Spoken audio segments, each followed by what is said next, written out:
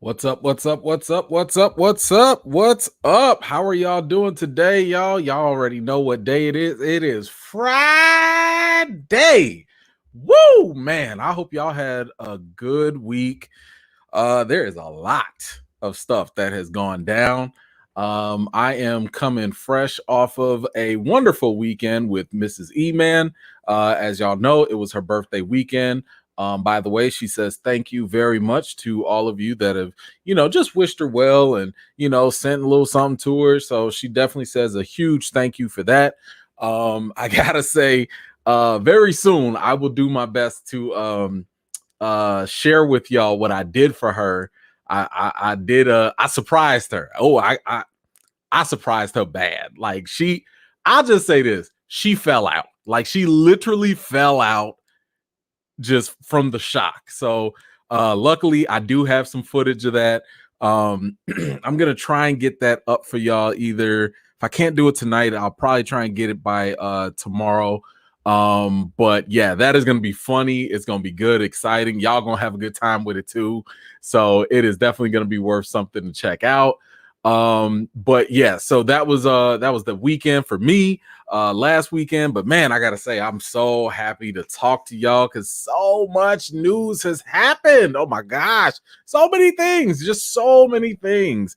But before we get to those things, let me get to giving a quick shout out to Shirley. Thank you so much for last week.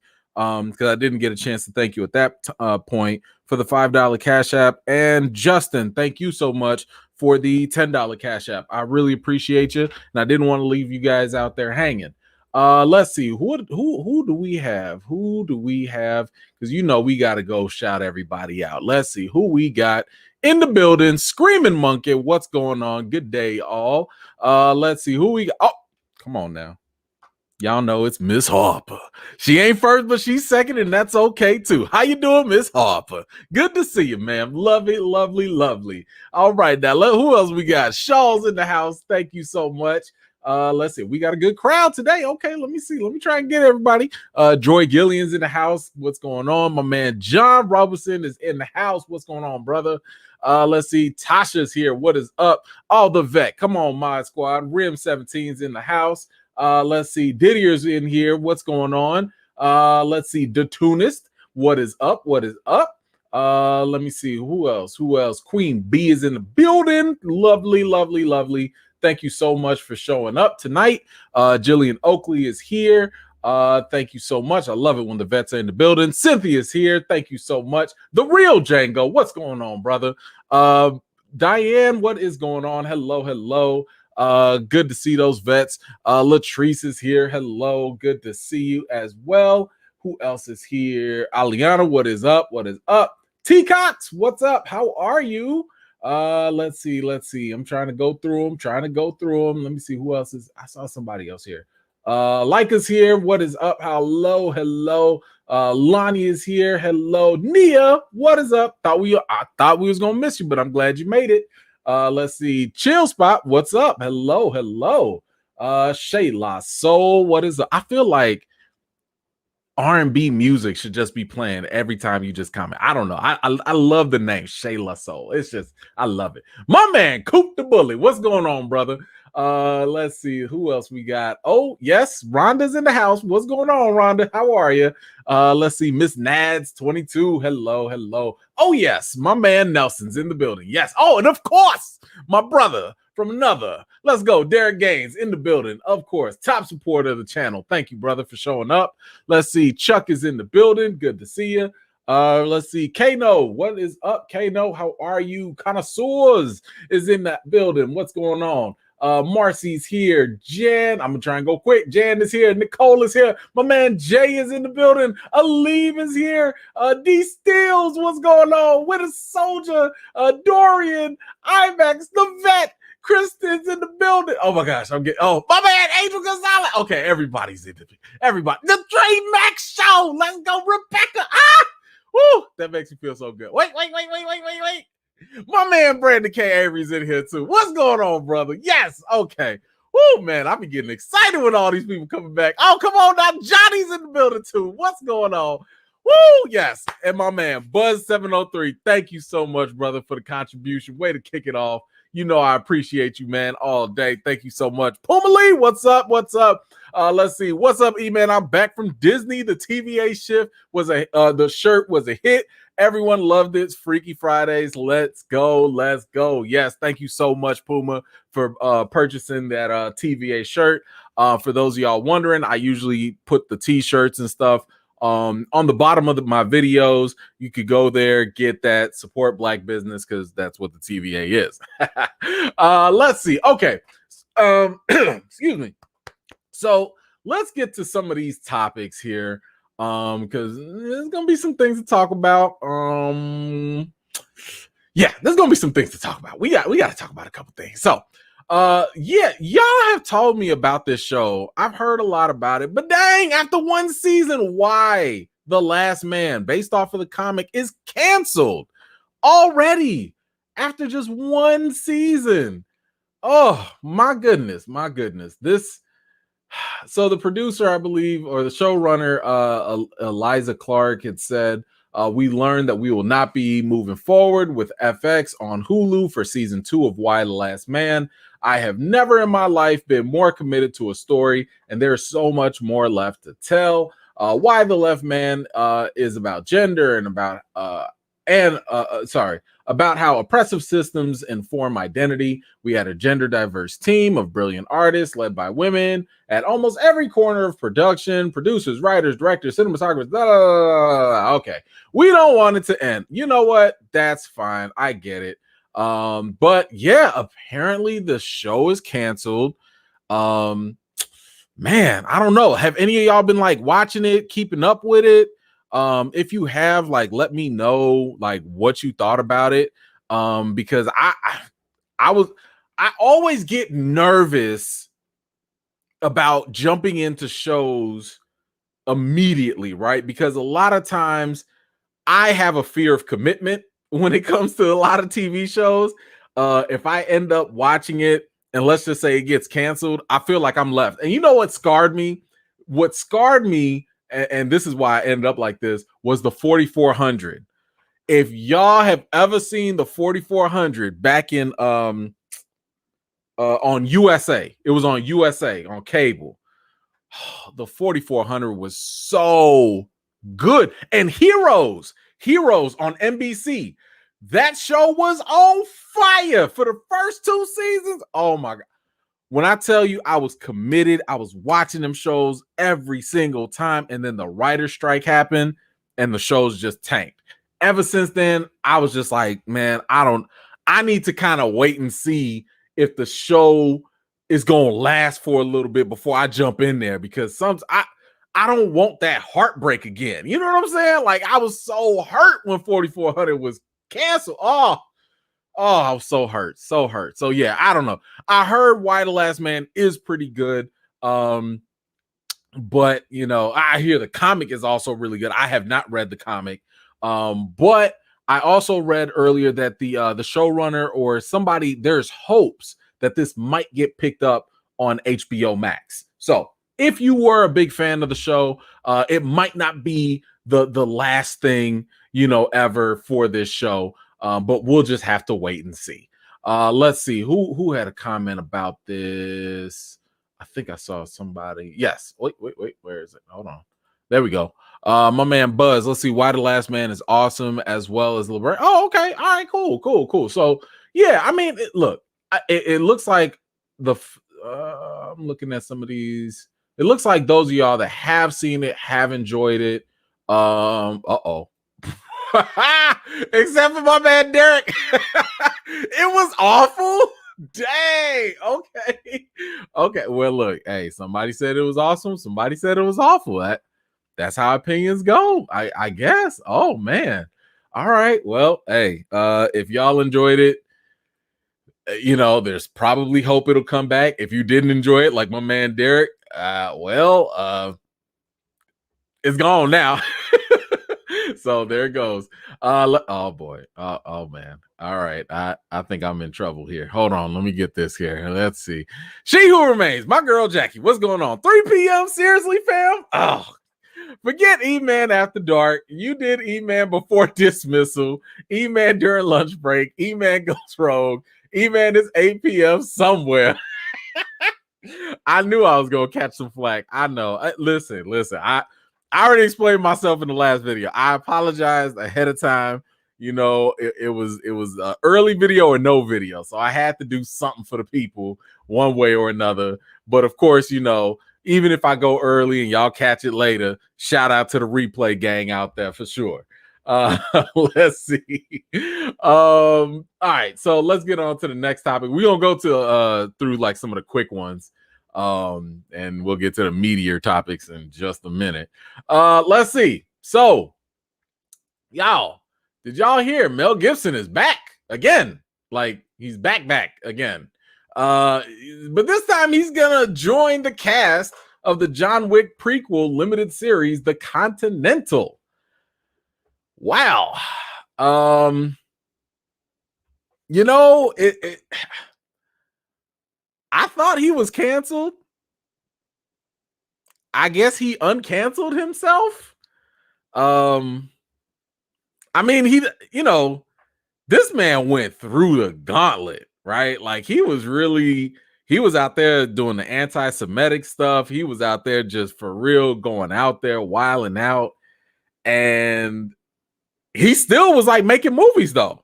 You know, he made the Fat Man Christmas Santa Claus movie or whatever. And he ain't really leave, I guess. So I don't know. Like I don't know if Hollywood is that forgiving. I don't know if they're that do they forget? Did he ever even go in timeout? Like I don't know. Is this just privilege? Is that it? Like, is he just like, screw your cancel culture? I'm gonna keep working anyway. I don't know. But hey, you know, I will say, despite look, I'm not gonna have a beer with Mel Gibson, right? I'm not, personal stuff aside.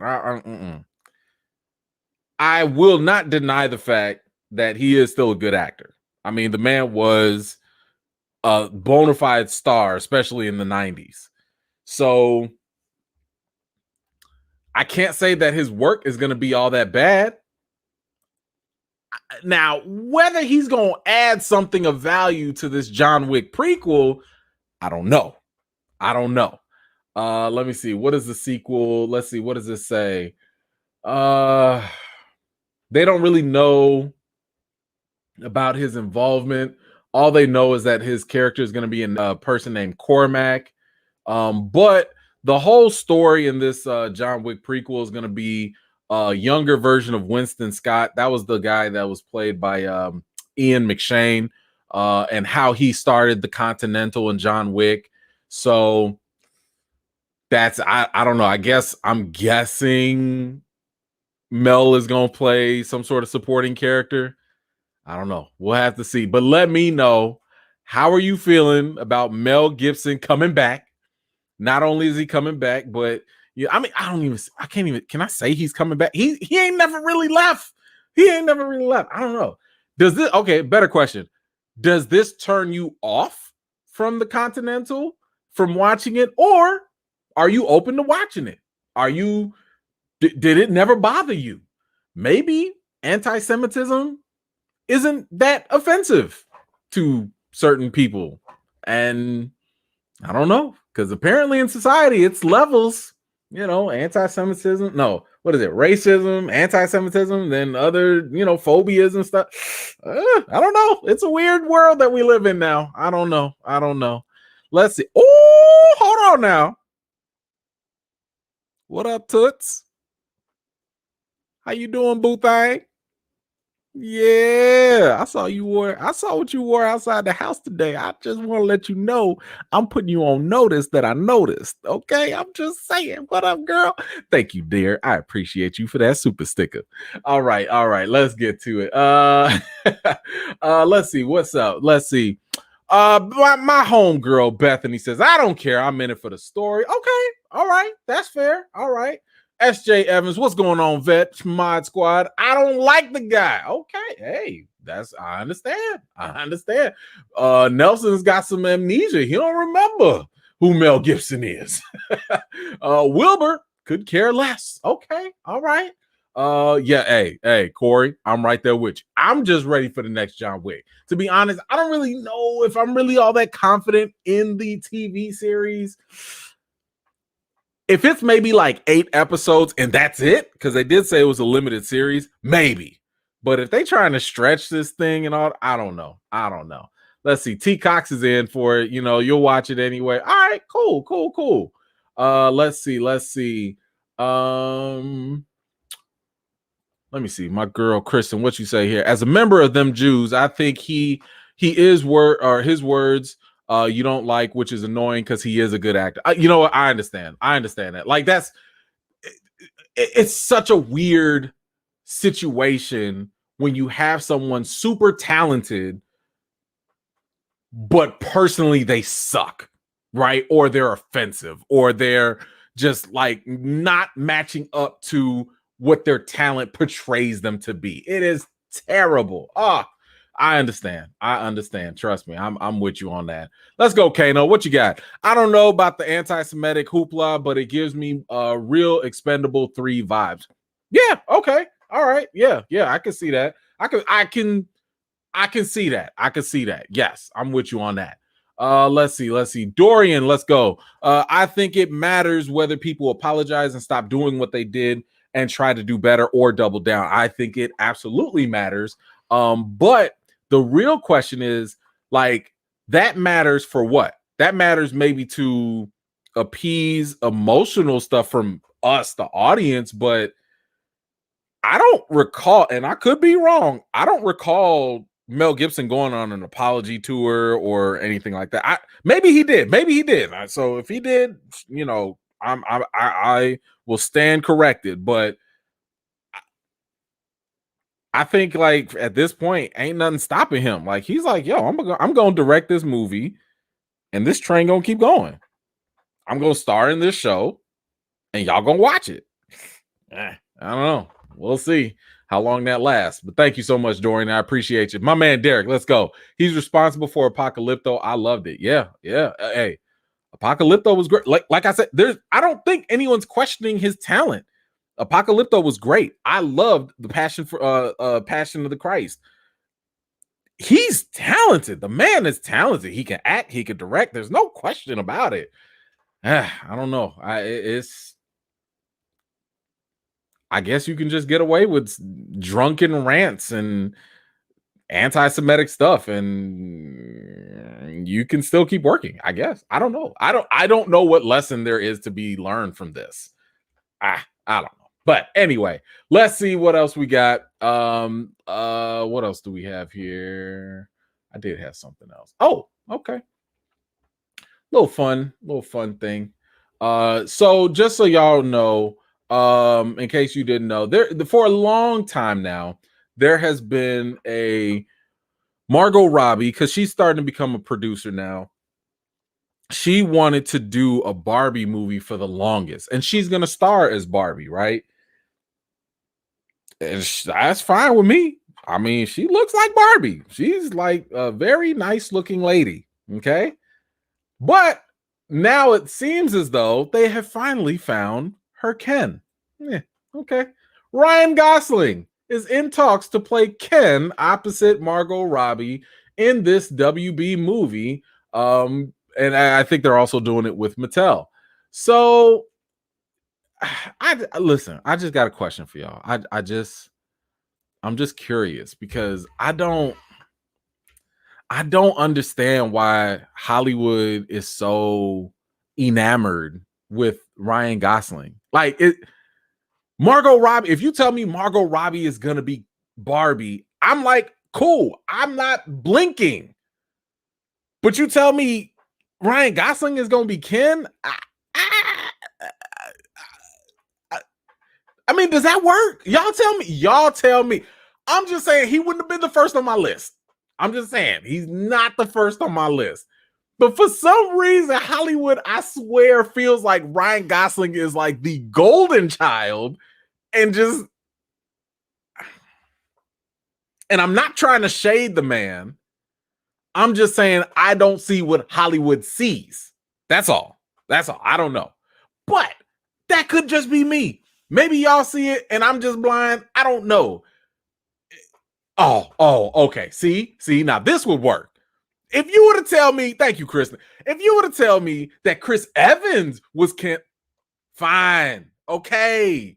I can see that. Like that I get, but Ryan Gosling, like, I don't know. I don't see it. I don't know. I don't know. Listen, I ain't even gonna spend too much time on this. I just wanted to throw this out there because this literally was breaking news, and I was just like, oh, okay. Like, I still didn't understand why they picked them, but all right. Let's see, my man Buzz 703. Let's go. What you got for me? Thank you so much. Gunpowder Milkshake is the current John Wick women's assassin on Netflix. Yes, and that was actually a very good movie. I enjoyed that very much, and it was very, very John Wick-ish, especially with the humor and the action and all that. But yes, I totally agree on that. Eric, don't put that out there. Don't do that. I mean, maybe let me stop. No, see, y'all not gonna get me in trouble. No. I already see some of these comments. Okay, all right, we gonna move on because, like I said, we do have some other juicier things. But let me know how you feel about Ryan Gosling as Ken. Maybe y'all care, maybe y'all don't. Like I said, I just can't see it. If y'all can think of a better Ken, let me know. Right now, I'm with you though with the Chris Evans. I do think Chris Evans would be ideal for the role. All right, now we are going to stick with Warner Brothers because they've got a lot of stuff going on in the news right now. Right now, what they have. Oh, wait, hold on. Before we get there, let me get the Puma. Gosling is good at character actor, but will he have all his parts as Kent? No, actually, I don't know. I don't even want to answer that question. Thanks, Puma. I appreciate you. Let's see. But yes, okay. So WB, they basically want more. And what does that mean? So as you know, Dune has just come out. We just got the Sopranos prequel, and Matrix is on its way. But WB is like, yo, we want a Dune sequel. We want another Sopranos prequel. And it is possible that we might get more Matrix or more things within the Matrix universe, I guess. But yes, they were thrilled with the Many Saints of Newark, the Sopranos prequel. So they definitely want more of that. And you know what? Look, this shouldn't come as any surprise, especially if you've seen Dune. If you have seen Dune, you already know, and I guess this is a mild spoiler at best. But Dune is going to have two parts or multiple parts. I think I heard it was going to be up to 3, but I do believe that there is going to be a sequel regardless. So Dune is going to be something that they definitely want to cash in on, and that's all this is. This is all just a way for them to cash in, and of course they're going to do that. I mean, they saw the big money opportunities. Oh, there was one more thing. It wasn't in the headline, but like when you filter through all this, they also wanted to do a sequel for Godzilla versus Kong. Where are you going to go with this? Don't get me wrong. I had fun with Godzilla versus Kong. I thought it was cool. It was a fun little movie to watch. But a sequel, like, who else y'all gonna fight? I don't know. I don't know what they about to do with that. But I'm probably gonna be suckered in to watch it anyway. So, and by the way, of course, if you have not already, you can go check out my channel. You already know I got my I just put up my Dune spoiler-free review, so you can go check that out right there in case you were still looking for, or if you were on the fence about watching Dune. I can tell you right now, the movie, I really enjoyed it. I had a good time with it.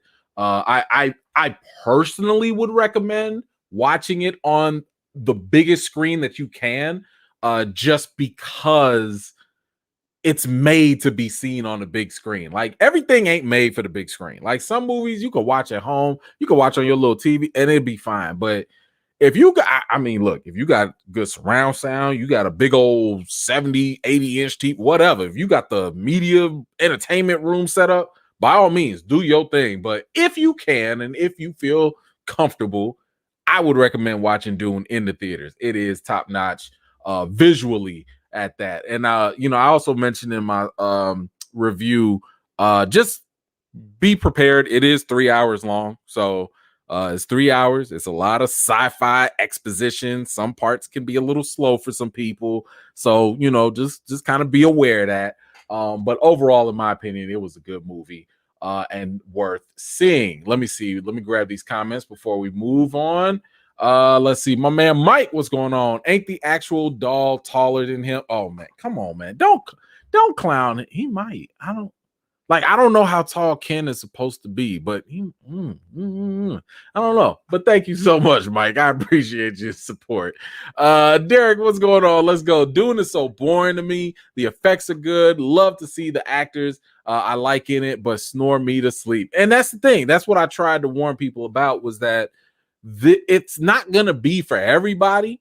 I feel like it is something that, if you get into it, you're going to have to kind of invest the time to open yourself up to it. It's not action packed. It's not like, it has action stuff in there, but it's not going to be something like that's going to keep you on the edge of your seat all day. I think if you've read the books, I think if you liked the 1984 movie, then you will like this one. If this is your fresh start, if this is the first time you're going in, maybe not. You're going to have to exercise a little patience with this.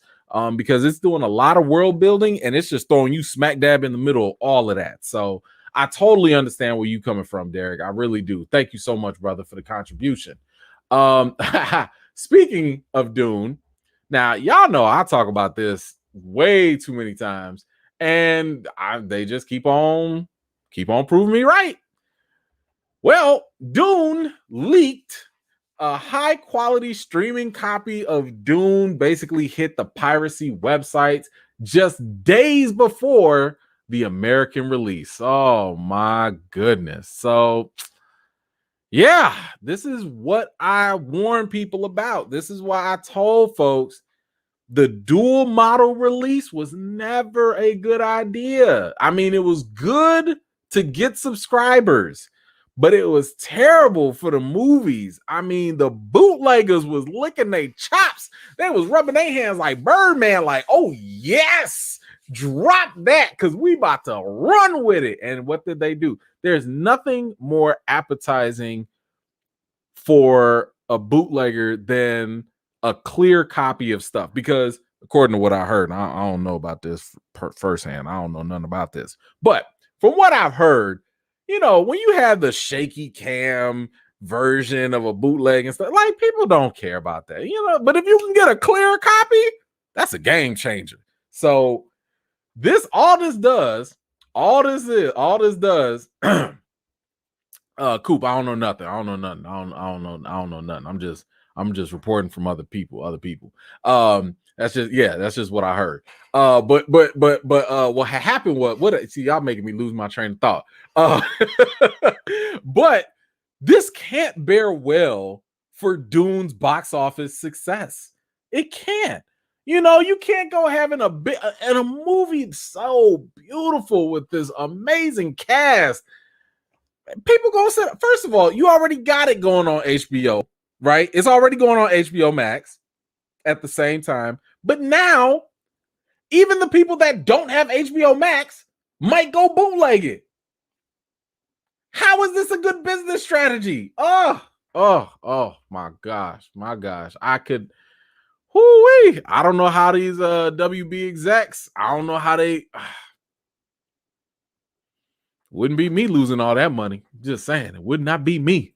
Let's go. My man Matthew Collins in the building. What's going on, bro? Not to be off topic. I think you about to go off topic. Let's see. But I just watched the Injustice animated movie, a must watch. Yes, it is. I agree. I loved it. I really, really had a good time with it. I still think the comics were better with the story, but if you do want a very condensed version of the Injustice League movie, and come on now, and we also know DC don't miss when it comes to the animated movies anyway. So like even their most subpar movies are still very good and watchable. You know what I'm saying? So yes, I'm with you on that 100%. Thank you, brother, for the contribution. Let's see. Oh, doubling back. Let's go. Will Wink E-Man's ears the fifth on bootleg. Hey. I don't know nothing about that. I plead the fifth. I don't know nothing about nothing. Let's go on to the next topic. I think that's what we're gonna do. We're gonna go on to the next topic because then y'all gonna be sitting on here. How about this? Why is there more WB drama? Why? Oh my gosh, y'all. I don't understand how this keeps happening. Let me give you the background. Y'all remember Ruby Rose was playing Batgirl on the CW show or whatever, right? Or whatever channel it was on. She was playing Batgirl, and for whatever reason, she just dropped out. She just stopped. And then, of course, they went and recast her with the Black sister, Javicia, I think her name is, and continued on with the show. After a while, now all of a sudden, Ruby Rose is coming out, and she's basically saying that, yo, the Warner Brother execs had a terrible work environment. It was abusive. It was corrupt. It was terrible. This is what she was saying. She went on her Instagram and basically called out so many of the executives. I mean, she went one by one. I won't go through all of them because it's like a lot of stuff. But basically, I mean, she was saying stuff like, yo, enough is enough. I'm calling out all. She was dropping names. She was like, yo, I'm going to tell the whole world what really happened on the set. I will come for you. So what happened to me never happens to another person again. And I can finally take back my life and the truth. Shame on you. And she was going in. She was talking about basically like, you know, what did she say? She was saying that I think she experienced like an injury on set. So like messed up her neck, you know, her back, whatever. And basically like the execs, they didn't want to pause. They didn't want to do something like write her out of the show for like a week or two, you know, to like let her heal. So for her, she's basically saying like, well, I didn't want to like delay production because that could get the cast fired or have them reduce their pay. So for her, she was like, I toughed it out and went back on the set. And that's one of the reasons, because people were criticizing her for being really stiff in some of her performances. And she was saying that's why. She was like, yo, I went back 2 weeks earlier than I needed to because I wasn't even healed up. And I did it to save the cast. But the executives were just so terrible to her and all of this stuff. And I'm just sitting here like, man, what is going on at WB? Y'all just got done getting over the whole Snyder stuff with Zack Snyder.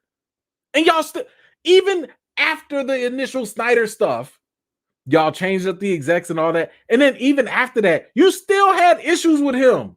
There still were things that were going on with him. Then, let's not forget, Ray Fisher is looking real good right now. He's looking very valid right now because he's sitting here like, yo, he's making the same claims with other WB execs. Now, granted, these are different divisions. Like Ray Fisher, Zack Snyder are on the movie side. You know, Ruby Rose is on the TV side. But it's like, good God, is this a cultural problem? Like, is WB from the top down just like, do y'all just have a systemic issue? Because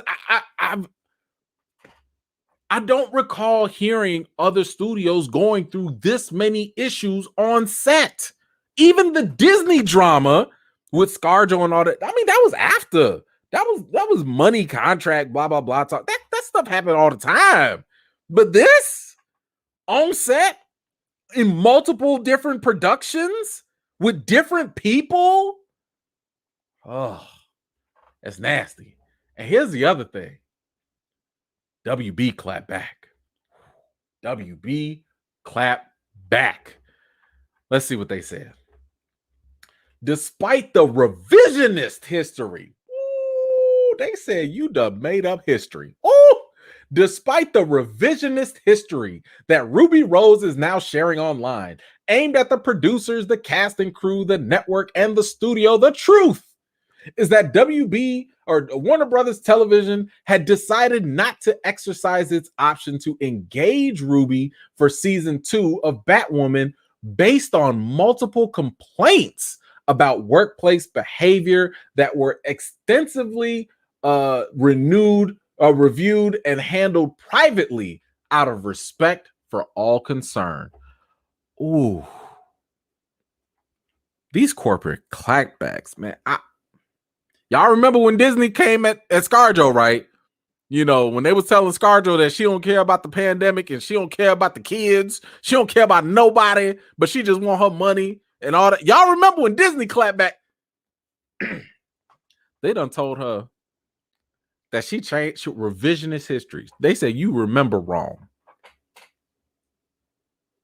And that because of the workplace, basically she was the problem.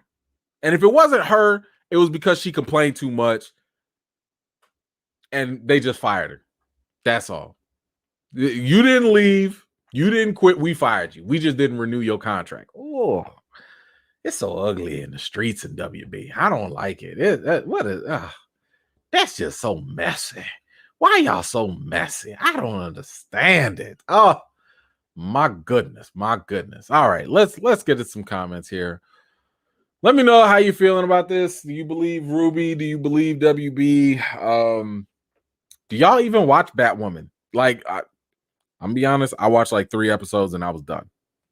I was just done. It just didn't do it for me. And I tried a couple WB shows, CW shows, but man, the Batwoman one was just not hitting for me. I don't know. So maybe I'm wrong. Maybe some of y'all have been watching it. Maybe it's better. I don't know. But let me know what you think.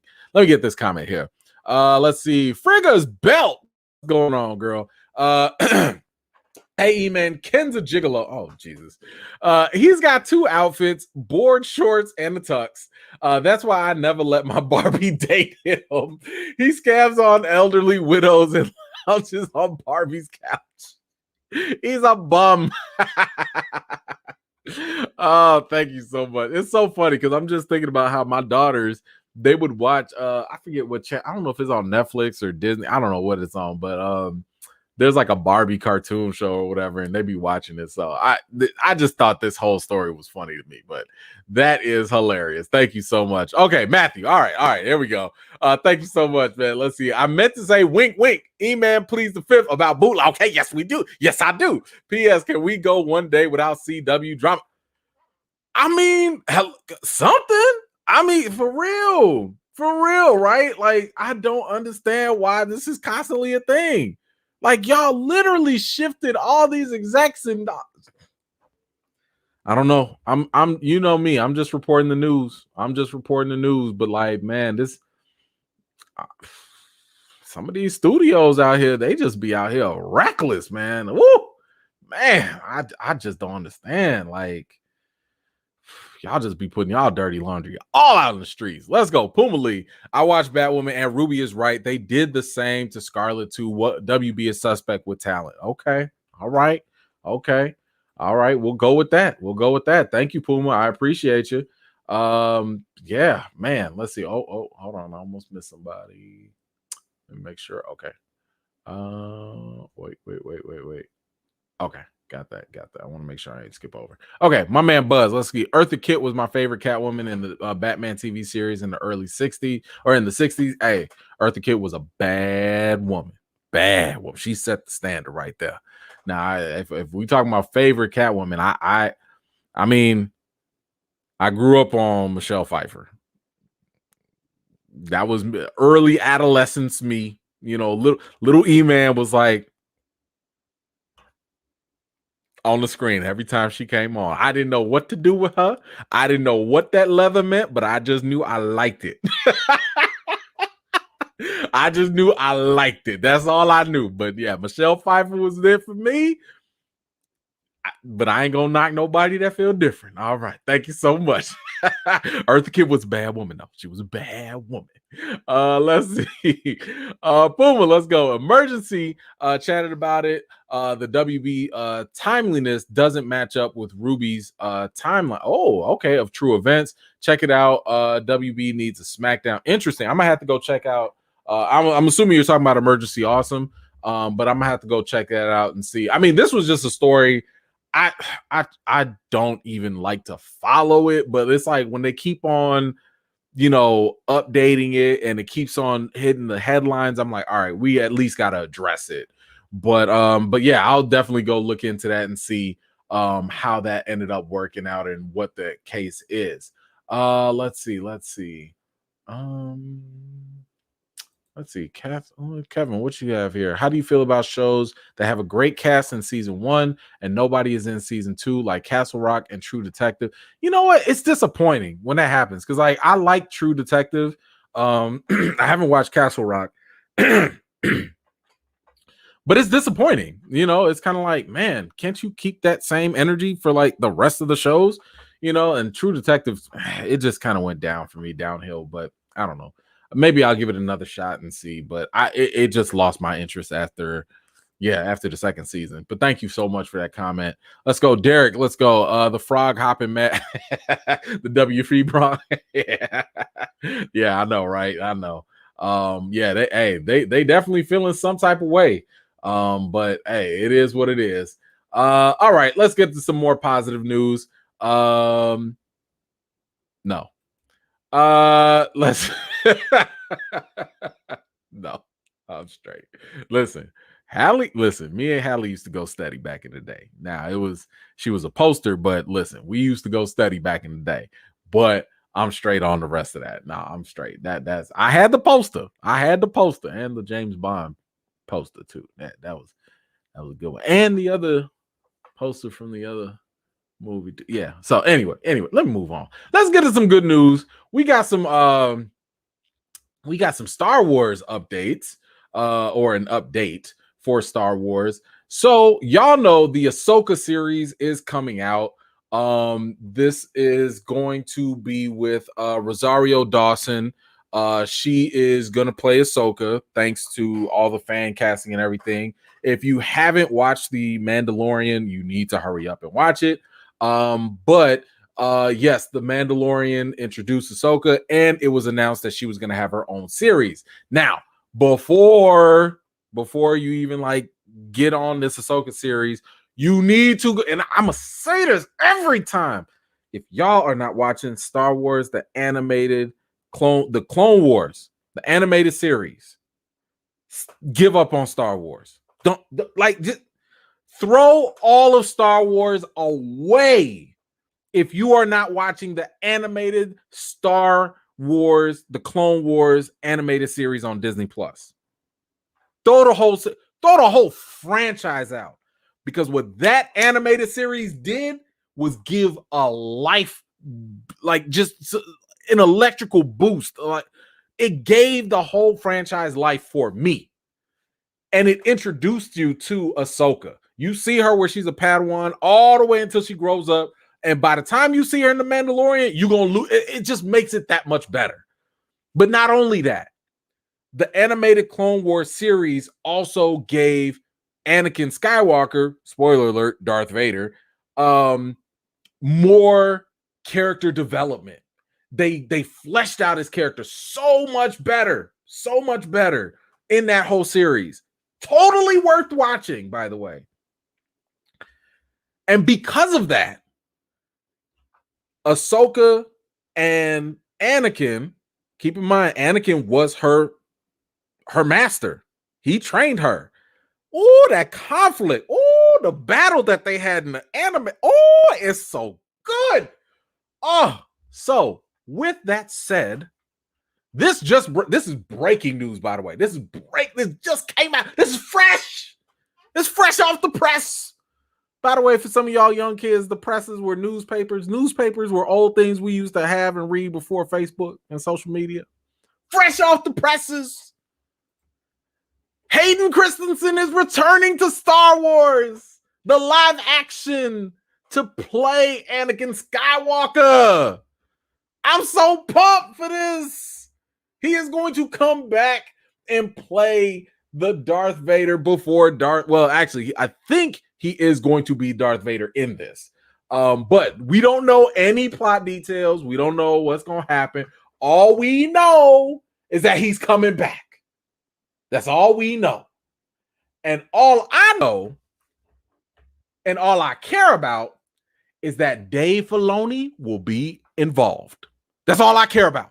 I don't care about nothing else. When I tell y'all Dave Filoni he's like, if you were to take George Lucas and Kevin Feige and put them together, that's Dave Filoni.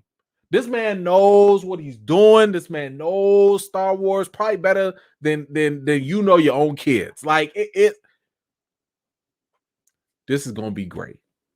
If this is gonna be anything even close to what the Mandalorian could do, it's gonna be fantastic. I'm so happy that he is coming back.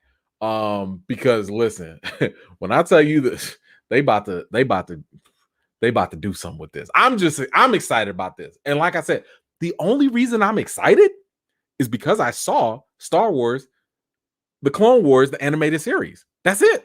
If you've never watched the animated series, this don't mean nothing to you. Who cares? Wasn't he in one of the prequels? Yeah, no. This Anakin and Ahsoka live action. Come on now. This is gonna be gold. My man Buzz 703, Ahsoka. Yes, enough said. That's it. I'm trying to tell people, man. That's it. I'm trying to tell people. I'm trying. My man Donnell Peoples. What's going on, Peoples? Does Rosario Dawson just have an outstanding contract with Disney? She keeps a job in their franchise. Hey, let that girl work. Let her work. I am such a fan of Rosario. She is awesome. Let her work. I hope she does. If she does, I hope she renews it. That's what I hope.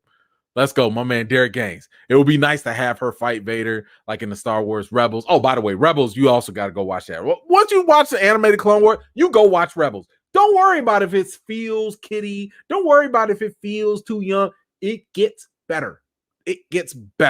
So yes, let's see. You said it was so great to see that. Yes, 100%. Yes. I'm with you, brother, on that. Let's see. Right. Yes. And Filoni, I trust. Yes. Yeah. Like seriously, I told y'all this story before. I was ready to give up on Star Wars after what was that last movie that they did? I forget the name now. The Skywalker one. I don't even care. I don't even care what the name is. Because that's how much I just didn't. The Rise of Skywalker. What was it? Whatever. I don't know. Whatever. I don't even care. I stopped caring about Star Wars. And I was watching everything up until that point. But then I went back and watched that Clone War. That was it. Let's see what we got. ER's grandpa Rosario is in Dope Sick on Hulu now. I gotta watch that because people have been talking about Dope Sick and the cast looks amazing. So I will definitely have to check that out. Thank you so much. Let's see. There you go. The Rise of Scott. Thank you, James. Appreciate you.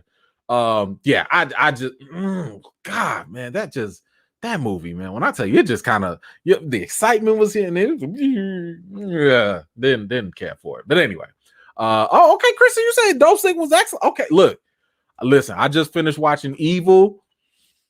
That was a little iffy. But I gotta watch that too. I gotta jump on that. I need a new show to get on. But yes, let me tell you something. Hayden Christensen coming back in the Ahsoka live action. Whew, man. Yes, I like that for sure. Hold on. Let's see. My girl, let's see. Are you going to talk about what happens when you cross a Western with props from the Crow. Yes, I am going to talk about both of those things actually. Actually, I'm glad that you mentioned that. When it comes to a Western, we're going to talk about the props. But when it comes to a Western, I think you're talking about The Harder They Fall. I'm gonna drop I'm literally uploading my review as we speak. Like, it is uploading now. So as long as it uploads and everything is, like there are no mistakes or whatever, I will have my spoiler-free review of The Harder They Fall up there for you all to enjoy and check out. That is the movie that's gonna have like Jonathan Majors. It's gonna have Idris Elba, the Black Cowboy movie. Yes, you'll want to watch my review. Trust me. But thank you so much. And yes, we're gonna get to the props as well. Thank you, Jackie. Let's see. Stardio, let's go. In the Clone Wars, Jar Jar Binks works and is actually likable. You must be talking about the movie. I'm talking about the animated stuff, and I just don't care about Jar Jar Binks like at all. I don't care about him, but thank you so much. I appreciate you. I just don't care about Jar Jar. So actually now we can get into some of the heavier stuff. Yeah, so this was, I don't know if y'all heard about it or not, but Alec Baldwin has been involved in a pretty tragic story. Unfortunately, on the set of a movie he was working on, this called Rust, there was a prop gun, and this prop gun, he had fired it, and it discharged, and it unfortunately killed a cinematographer, and it wounded one of the director of the film as well. This is just a messed up story. It's just sad. It's just really, really sad. What ended up happening, there is an investigation underway.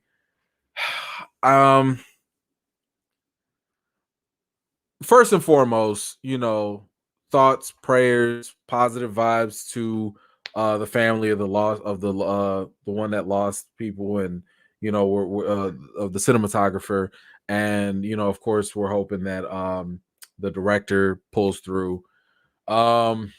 But this sucks. This sucks because thank you, Buzz. Like, for what he's talking about is The Crow with Brandon Lee. This is exactly what happened there. A prop gun is what killed him on set. And it's sad to hear that almost 20 something odd years later, this is still a thing. Now, it was reported that the prop gun actually was found to have a live round of ammunition in it. The messed up thing with that is just the fact that, usually these prop guns will have blanks in them, right? Like they have a blank. They don't shoot live rounds or anything, just for the effects. And I'm trying really hard not to be judgmental here. I'm trying. I recently, as of not too long ago, I just became a gun owner, right? For a long time, it just wasn't my thing, but certain circumstances pushed me to just be like, you know what? I'm gonna defend my family if stuff goes down. And while I was going through the training and getting, all this, the background training and all that, the number one thing that they teach you, like anybody that owns a gun legally, the number one thing that they train you and teach you to do is never put your finger on the trigger unless you're ready to shoot it. So you got your finger up, you're not putting your finger on the trigger. Never put your finger on it, and never point it at anyone.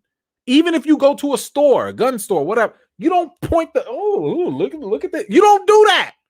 And my dumb self did that the first time when I was not trained, and I got scolded very well, and I deserved it. But that was a hard lesson for people, for beginners. So for me, I'm like, man, even an actor, this ain't the first time an actor used a prop gun. I know this ain't the first time Alec Baldwin has. He was the Shadow. He had guns and stuff. Like, come on now. But I'm just saying, like, what? And we don't have all the details. But I'm just hoping, because they say that this was an accident. I'm just hoping it wasn't like, hey, look at this, pop, pop, pop. You know, I hope that wasn't the case, because I'm like, come on, gun safety got to be the case, even if it's props. Because props doesn't mean that they're fake. It just means that they're not, you know, loaded with live ammunition. And this one happened to have one round in it, and that's all it took. Oh, it's such a sad story overall. Alec Baldwin has actually come out and talked about this. He went out and talked to. He said he's cooperating with law enforcement. I appreciate the fact that he also went and commented. He said that he is in contact with the family of the deceased. He is, you know, and the director, like, he, you know, he's like, yo, I'm here, I'll support you, I'll do whatever. So I'm glad that he's at least putting himself out there to be accountable for it.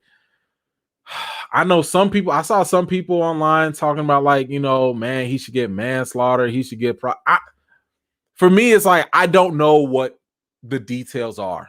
You know, it's from everything that's being reported so far, sounds like it's an accident. You know, I don't know. And I'm not a legal expert. I don't know how these things work in accidental deaths. I don't know. Like, does he get community service? I don't know. If some of y'all are more knowledgeable, let me know what you think. But yeah, I just this is just an ugly story. It's a sad story all the way around. And just really, really unfortunate. I could only imagine, like, what he's going through. You know what I mean? Like, taking someone's life that's a lot. That can weigh on people, like, heavy, psychologically, emotionally, spiritually, like, physically. It can do something to you. So I don't know. I just hope that everybody in this situation kind of pulls up, you know, just man, I don't know. I don't know. This is tough either way. Oh man. Let's see what do we got here. My man John, let's go. Mandalorian coming back. Yes, it is. Yes, it is. Absolutely. Season 3 will be coming very, very soon. Thank you, brother, for the contribution. Man, I'm that story is just kind of I don't know how does a live round even get in there? How? Uh V, thank you so much. I'm late to the live, but congratulations to the Critics Choice Association ad. Thank you so much. Your voice is needed in these critic streets. Oh, thank you so much. Yeah, I don't know. Did I share that with y'all? I don't know if I did or not. But you know, your boy got accepted to the Critics Choice, you know, association with all the other critics. You know, like, hey, you know, like, that, you know, that they let me in through the back door. You know, that I'm cool with that. I'm cool with. Listen, y'all know when they be having them Critics Choice Awards. One day, y'all gonna see your boy sitting right next to The Rock and Will Smith. One day, come on, I'm putting it out there. I'm put it out there. I'm put it out there. See what happens. But thank you so much, V. I appreciate you. Thank you. Let's see. I saw something. Okay. All right. I gotta definitely come and look at some of these comments. E-Man, why was he pointing the gun at anyone? It seems to me like it. Yeah, I mean, maybe it was part of the shoot. You know what I'm saying? Maybe it was no pun intended. Maybe it was part of the scene. You know that I don't know, bro. I don't know. Like, I can't. It's hard for me to judge because I literally just don't. We don't have enough information, but there is an investigation underway. So at the very least, they should, you know, get that together, and we'll get hopefully some more answers sometime soon. All right, let's get to. Hold on. Almost forgot one other topic. All right, let's see. What else do we have? Oh, dang, we got a whole bunch. How did I not add these topics? Oh my goodness. Hold on. Bear with me for a second here. Because I did not organize this all the way. My bad, my bad. We're gonna get into some Marvel news. Yes, oh yes, we're gonna get no, we not yet, not yet. Uh yes, yes, okay. Okay, all right. I'm back. I'm back. Give me 1 second here. Just wanted to organize this up a little bit. Okay, so as y'all already know, and we followed this for a minute, Dave Chappelle's The Closer has caused a whole lot of controversy, right? I have already dropped like what 2 lives about this, talking about this already. But it keeps going. It keeps going. Like this is still a developing story, and if it makes news, we're gonna talk about it. Um, so first of all, stop it. No, Eric, he's not. No, I don't. He's not my arch nemesis. Y'all be crazy. But yeah, so this Dave Chappelle drama is still going on. And I've made myself. I thought I was pretty clear on various positions on this. You can go back and check out what I've said. It's funny. I've actually been canceled by some people. I mean, whatever. Like people are entitled to do whatever they want. It's just so funny to me that people are like, you're disappointed in me, or you can't believe I said this or that, but they won't tell me what I said that was so bad. I don't know. Like I'm like, y'all know I'm a critic. I can handle criticism. We can have points of disagreement, but like, tell me, like, let's have a conversation. Let's see. Tell me what it is, because my basic position on all of this has always been it's very important to listen to the LGBTQ community. It is important for them to criticize Dave Chappelle's jokes. Why is that important? Because of the fact that we can't normalize what he was saying as if trans people or LGBTQ people don't really have harm in real world. It's kind of like this. Remember Pepe Le Pew in Looney Tunes and all that?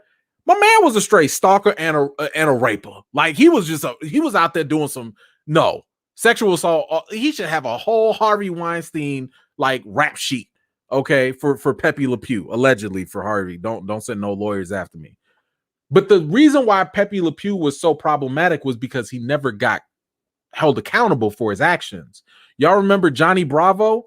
Johnny Bravo was very similar. He would go after women and he would be like, oh yeah, and like almost assault them. But the difference was he would get slapped, he would get yelled at or whatever. And what that showed was that there was a consequence for his behavior. This is why I say Dave Chappelle being criticized is fair game, because making certain jokes about people, it's fine if it's criticized so that people realize, oh, wait a minute, this is a serious issue. It might be a joke, but it is a serious issue.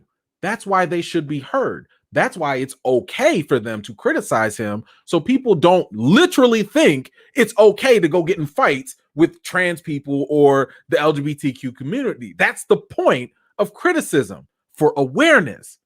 On the flip side of that, Dave Chappelle didn't go out there trying to make jokes just to hurt people. That was not the point. His point, even though it should be scrutinized, his point was talking about the racism that happens within another marginalized group with the LGBTQ community.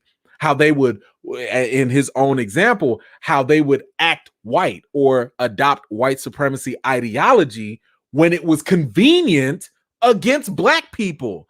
That was his point. Now, he also had some other things that were problematic, like Team Turf and all that. But again, criticize the man. But he also had another point. And my overall point was everybody needs to just talk.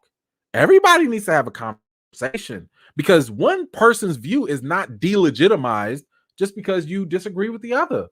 Have a conversation. That's the point. We don't get anywhere if we just ignore people and we don't have those platforms to talk and educate and, bridge those gaps. So anyway, that was a whole bunch of stuff that people was coming after me for. I don't care. That's fine. I've made my point. But in the news, hold on, let me get my man Donnell real quick.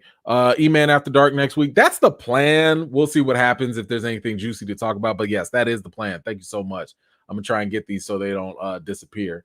Let's see, Michelle. Let's see which prop person wanted someone killed so they can say I told you so. Actors are probably told to aim guns at others often. I don't know. I wouldn't go into that too much.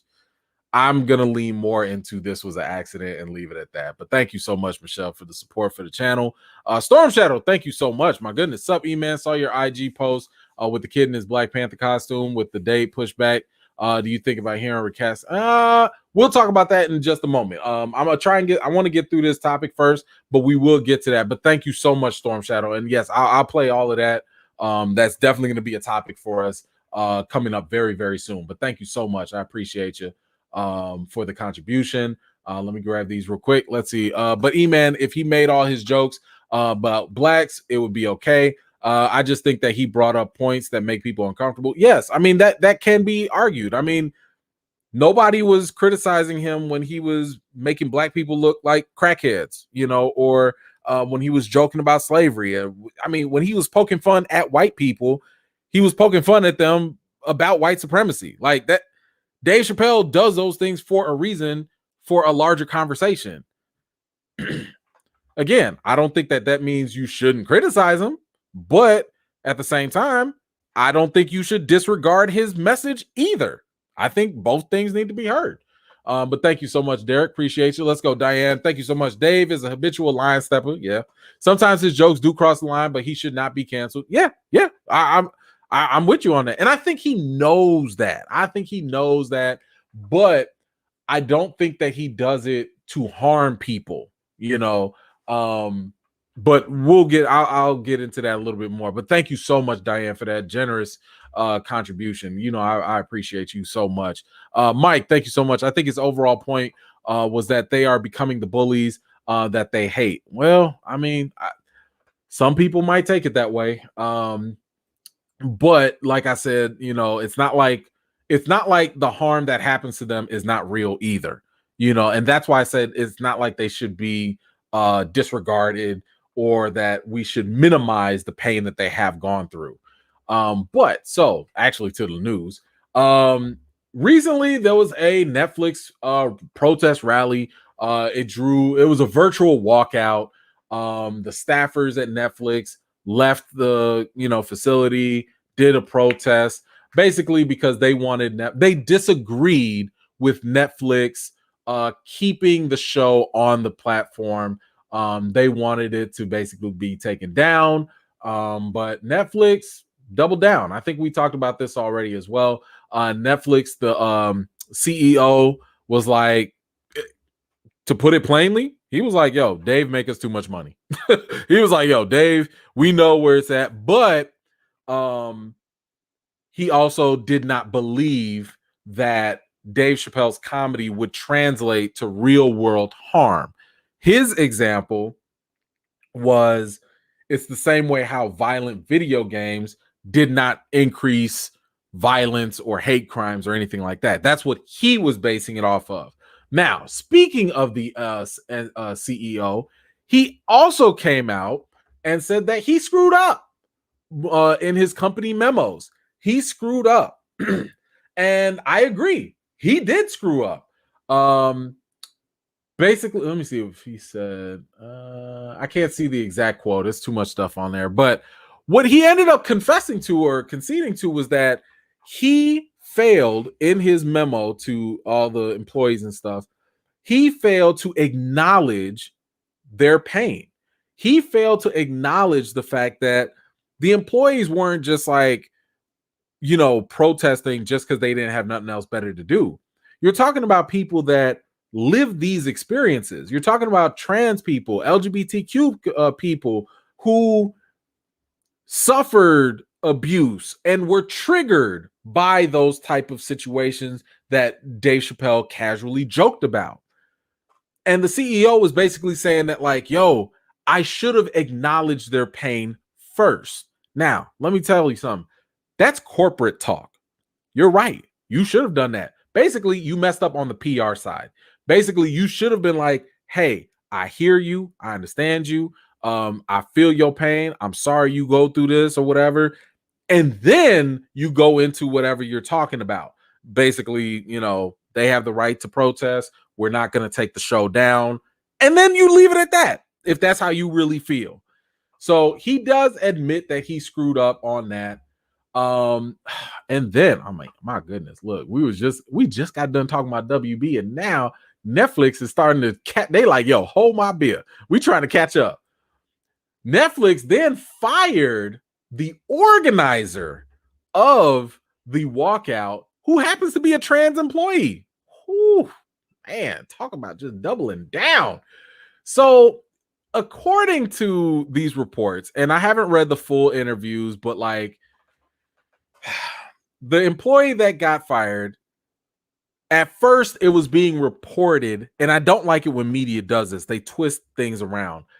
Some outlets were making it sound like Netflix fired this person because they were trans and because they didn't agree with the Dave Chappelle show. That is just not true. According to more recent reports, the reason why this employee got fired was because they leaked confidential company information. What did they leak? They basically leaked the numbers. It was how much Netflix paid for the Dave Chappelle special.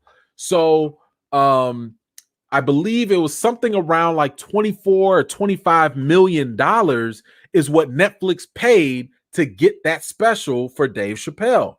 Now, the employee that got fired, they have done other interviews. I think it was on Vulture or Inverse.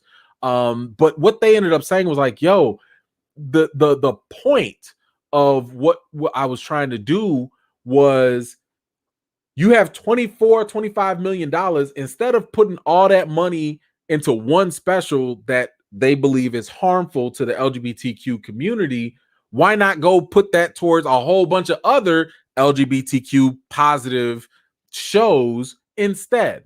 Now, I can't argue against that point. If that's how they feel, that's how they feel. However, you can't steal company information. I'm pretty sure you signed a legal contract. I'm pretty sure that was in the handbook or something, and there was a consequence to it, So I'm not downing that former employee's position or opinion, but I am saying that, like, you can't go stealing stuff and not expect the consequence. So I don't really know how they feel about actually getting fired. But I will say that I understand why Netflix would fire someone if they were leaking company confidential information like that. That's kind of messed up. So, with all that said, this also came out recently that Dave Chappelle has come out and said that he is open to discussion with the trans community, more specifically with the Netflix employees. He is open to having a discussion. And this is exactly what I was talking about. This is what I was hoping for. I was sitting here like, yo, can y'all just talk? Like, can y'all talk, and then can y'all use y'all platforms to like help fix society or whatever, right? So according to this, I think he was his rep told TMZ that he would be open to dialogue if folks from Netflix actually reached out to him for a discussion. Let's see. Dave's camp says no one from Netflix has approached him or his team about setting up a meeting or a conversation.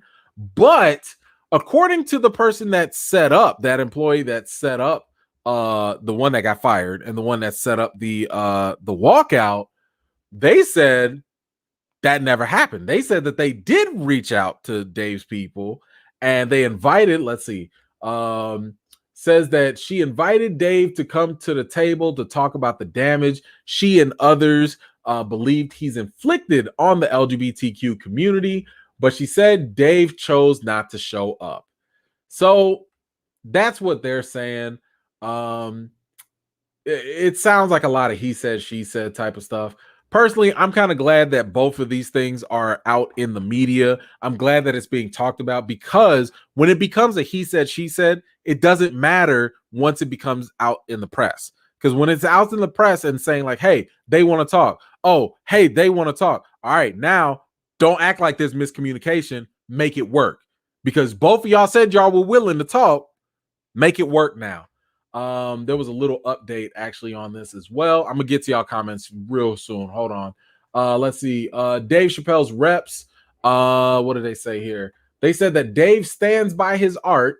No more jokes about transgenders until we can all laugh together. The streets are talking and Dave is listening.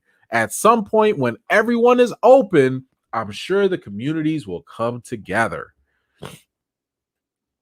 Listen, I hope that's the case. I hope, like, look, I am all for peace. I'm all for good, solid communication.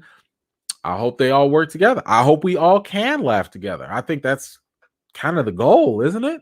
Like when Dave Chappelle makes pretty, strong jokes about black folks, I laugh with him. When he jokes about white supremacy and stuff, I know non-racist white folks laugh with him. I hope that he can get to the point where him and the LGBTQ community can laugh together as well. We'll see. But let me know your thoughts. I'm sure y'all already going in on this as I've been going on. But let me know your thoughts on this whole Dave Chappelle drama and Netflix and yeah, where this is gonna go. Let me know how you feel. Let me get to these comments before they disappear. She who remains, my girl Jackie. No matter what he did or said, he was going to be canceled. Even his trans friend being attacked for defending him. Some people are set in their ways about others and focus on confirmation bias, waiting for something to pounce on. Thank you so much, Jackie, for your contribution. And yeah, that can definitely be the case for sure. I mean, it's so funny because like I was actually watching let me see if I can find it. Because I try to be very open. Can I find it? Yeah, I try to be very open to listening to various perspectives and different sides and all these different things. And one thing that I saw was like this. I think it was like a CNN interview or something. There was a transgender comedian who defended Dave Chappelle, Flame Monroe. And it was interesting because I've heard white transgender people argue about this. I've heard black transgender people talk about this because I really wanted to hear where they were coming from. But I just thought it was interesting when you talk about intersectionality to have a black transgender comedian talk about this. And this person's also defending Dave Chappelle. Listen, I don't know. This is definitely a layered conversation. It is definitely a layered situation. It is a delicate one. But yeah, hopefully they work it out. Hopefully people talk about it. Hopefully people can get to a place of healing and understanding on both sides. And yeah, get this together. But thank you so much, Jackie. I appreciate you. Let me see. I'm scrolling. Who do we have? Okay, there we go. Jessica, thank you so much. I hope they provide counseling for the entire Russ cast and crew for Alec Baldwin in that situation. It's not going to be easy for any of them to cope with this tragic situation. I hope so too, to be honest. Like that's going to take some real therapy, some real counseling for real. Because like I said, that's going to take a toll. When you take somebody's life, that takes a toll on folks. So let's hope for the best with them, though. Thank you so much. My man Buzz, let's go, bro. Thank you so much. Dave Chappelle, D.L. Hughley, Eddie Griffin, George Carlin, etc. are the type of comedians who make you laugh and think on social issues. I'm down with Dave. Yeah, okay. I feel you on that. Thank you, Buzz. I appreciate you, brother. Let's see. Didier, let's go. Shameless Swagger starts next week on Apple TV, and your boy plays the scorekeeper in an episode. You in this? You in this, bro? Oh, okay. Hey, okay. Hey, look, I saw the little advertisement for swag, but okay, go ahead with your bad self. All right. Congratulations. All right now. Get going with your man. Say, hey y'all, we got some royalty. We got some celebrity in here. Okay, that's fine. Hey, that's one more credit to me. Good stuff, Diddy. Thank you so much. I appreciate you. Let's see. My man Derek Gaines back at it. I also heard that the leader walked in on a meeting of executives. Yes, that also was an issue. I don't know if it was the same person, but basically, Netflix was having a meeting, and some of the employees just barged in on the meeting, and they got suspended. Because some of the news people were or outlets were like trying to twist it and being like they got punished because they disagreed about the Dave Chappelle thing. But again, that wasn't the case. It was because you just can't go barging in to another meeting like that. Like, you're going to have behavioral disciplinary actions. I can't do that at my job. I'm pretty sure people can't do that anyway, so yes, that is what happened with them. But hopefully they get their voices heard and understood, and like I said, we get to a point of reconciliation. Let's see, who else do we have here? Dorian, let's go. Yeah, trans people aren't a monolith. Some don't want Dave Chappelle canceled, and note he made valid points, but still have valid criticisms. Nuance. Thank you. Yes, that nuance is all that I swear we need more of in society. Like, people are so extreme with things that we don't take the time to critically think and have nuance. You can do both things at the same time. You can sit here and criticize, and you can sit here and have understanding and have conversations. Come on, let's multitask. Come on, we could do that. We used to do that back in the day in the society, but now it don't seem like that's the case now. But oh my goodness. So yes, that is a lot that has been going on. Wait. Yes, that's it. I don't want to lose that. Okay, so now I think we can move into some Marvel news. Yes, I think we can do that. Let's go.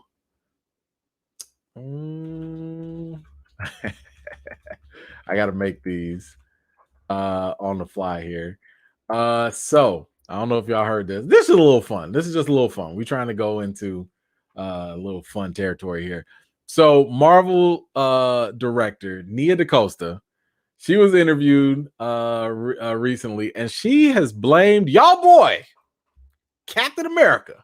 She done blamed him for Thanos' snap. It was all Cap's fault, according to her. Yikes. What did she have to say? Something I like to say a bit flippantly about Captain America is that the snap is all his fault because he was trying to do his best, trying to do the right thing. There is a world in which he's a villain because at the end of the day, he should have just sacrificed Vision. Ooh, man. Nia ain't even done her Captain Marvel 2 movie yet, and she already coming out with the hot fire. Oh, man. So listen, what did she say? He chose one robot's life. She going in. He chose one robot's life, albeit a sentient one, over literally the entire universe. There's a sort of anti-hero in that if you want to look at it through that lens. People would say I'm crazy for thinking that way, but there's something connected to the journey of an anti-hero and the hero. Yikes. Yo, she said Cap is to blame. I'm going to say this. She's not wrong. But I don't agree with her and blaming Cap for that decision. It's funny because I actually have a video that I want to drop, and once I get these projects and stuff done, I'll eventually drop it. But the video is going to be about like who's really to blame for Infinity War, like who's really to blame for Thanos snapping and killing everybody.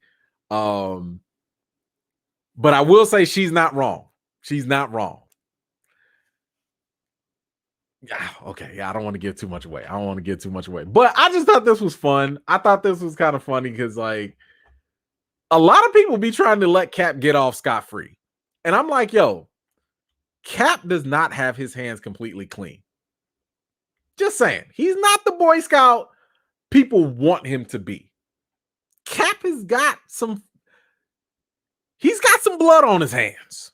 I'm just saying, he's not as squeaky clean as some people think. That's all I'm gonna say. I'm just gonna say. I'll say this in my video. No, he's not. I mean, he is, but no, he's not. I'm gonna show you. I'm gonna show you. A lot of people want to blame Star-Lord. Right.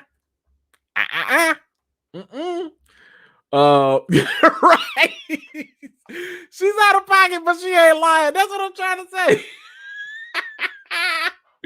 Listen. And yes, and then thank you, T. That is really the real point, right? He's not truly to blame for everything. Yeah, matter of fact, if you really look at it, a lot of blame goes around to a lot of different people. But I just wanted to say that he does share in some blame too. He does share in some blame. So yes, we're not gonna give Cap a complete pass, but let's get to some of these comments. Let's see, Dorian. Let's see. Wanda didn't sacrifice Vision at first. Gamora didn't sacrifice Nebula. Star-Lord at least pulled the trigger. These are facts. Cap, he couldn't go through with it. He didn't want Vision. I'm like, y'all know y'all could reboot Vision, right? I just download his brain. He's still a computer. But this is the same Captain America that, if y'all remember in Age of Ultron, he was also trying to choke robots.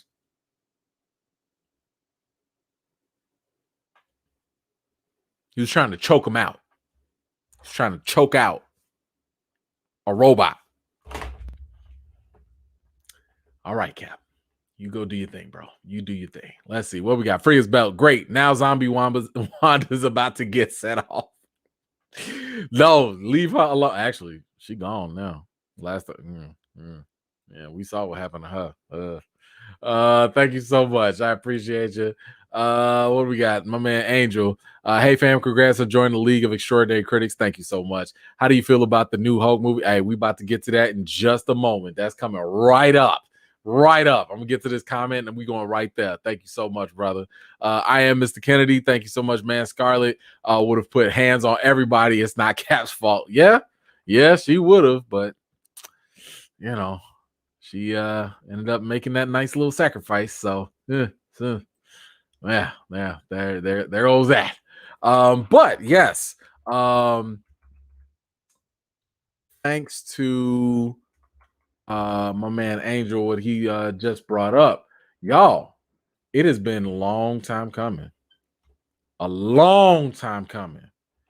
but we finally have a World War solo Hulk movie rumored to start filming next year. Now, for a long time, there was rumors that Marvel had acquired the rights back. What was it? Universal? I think it was from Universal Pictures. They got the rights back for Hulk a long time ago, but it kind of flew under the radar. Like nobody made a big deal out of this, even though I swear for years we've been talking about we want a Hulk movie. But now, according to a leak, looks like we finally gonna get it. And they're gonna do a World War Hulk movie. Now, we don't know the details about this. We don't know if this is going to take place in the multiverse. We don't know if this is, I'm assuming it'll be Mark Ruffalo. Maybe it won't be. I don't know. We don't know what the actual storyline is going to be like. All we know is that they're going to start the production at the end of 2022, I believe. And before that time, we should get the new She-Hulk show on Disney Plus. So maybe something goes down in She-Hulk because Mark Ruffalo is going to be in that. And maybe that's where it catapults us into what happens with World War Hulk. Now, they already tried to kind of sort of Marvel tried to play into the whole World War Hulk thing.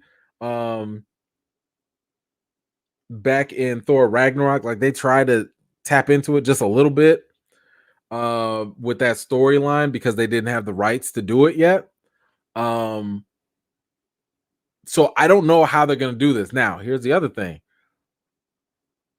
If Doctor Strange, okay, now work with me on this. Doctor Strange is going to be coming out in 2022. So it will come out before this Hulk movie comes out. It is rumored that in the Doctor Strange movie, the Illuminati will make an appearance. Who are the Illuminati? The Illuminati were basically like Reed Richards, Captain America, Professor X, who else? Black Panther, Namor.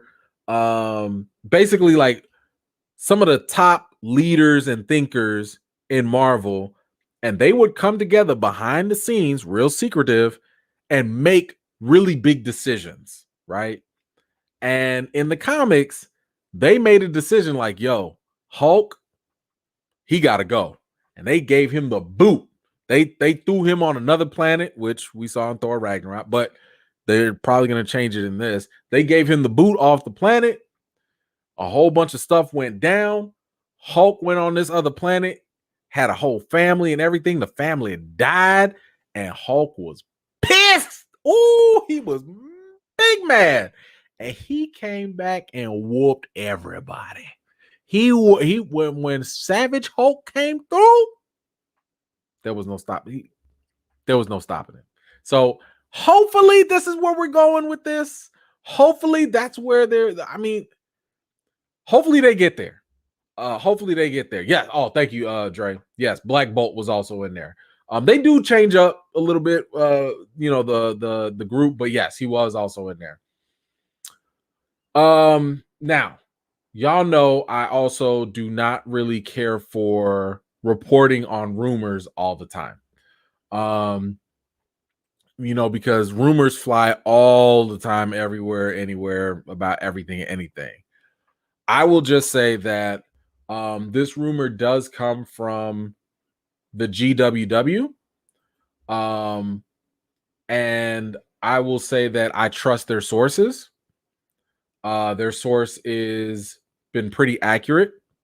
I used to write for them a long time ago. And maybe I'll dip in once in a while here and there, but it's a very credible site. Like they will do their due diligence before reporting things. So I will just say that unlike websites like y'all have seen all the clickbaity websites out there. This, I think we can bank on this.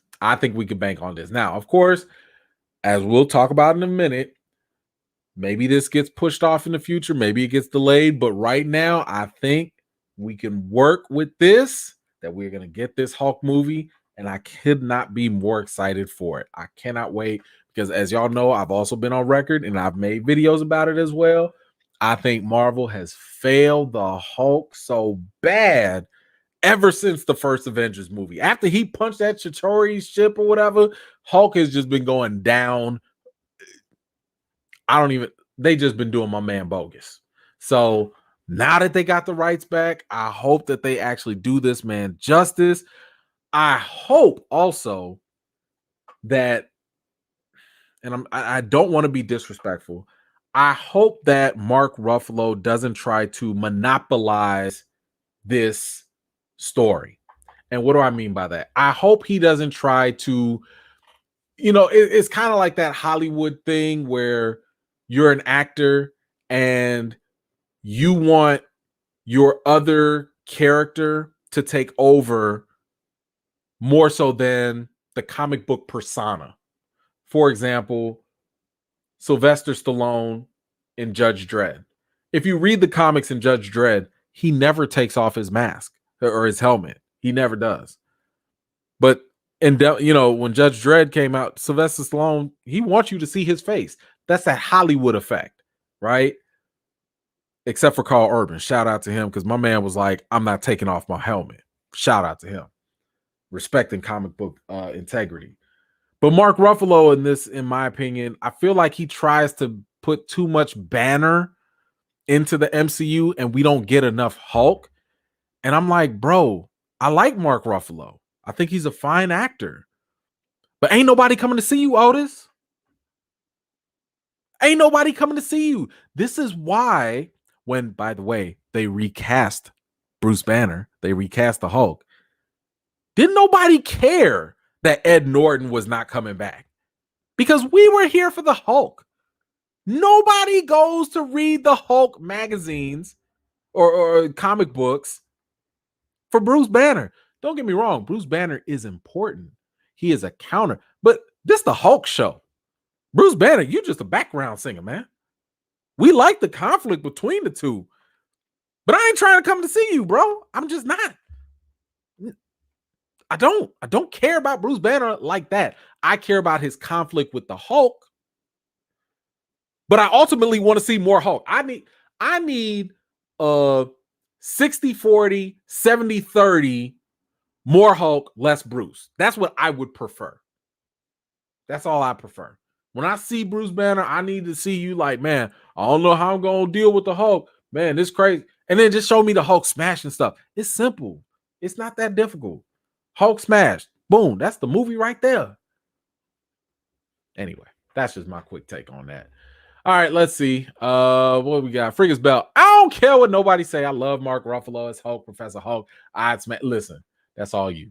That's all you. Have at it, ma'am. Do whatever Hulk smashing does. I understand. Let's see. Thank you so much for that contribution. But no, I'm straight. I'm straight on that. Like, I don't really care about him.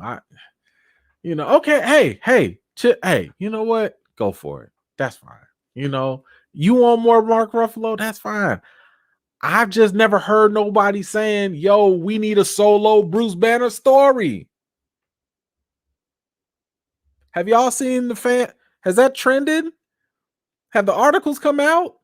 Have people said, yo, we got to have more Bruce Banner? I thought we was all cheering for Hulk.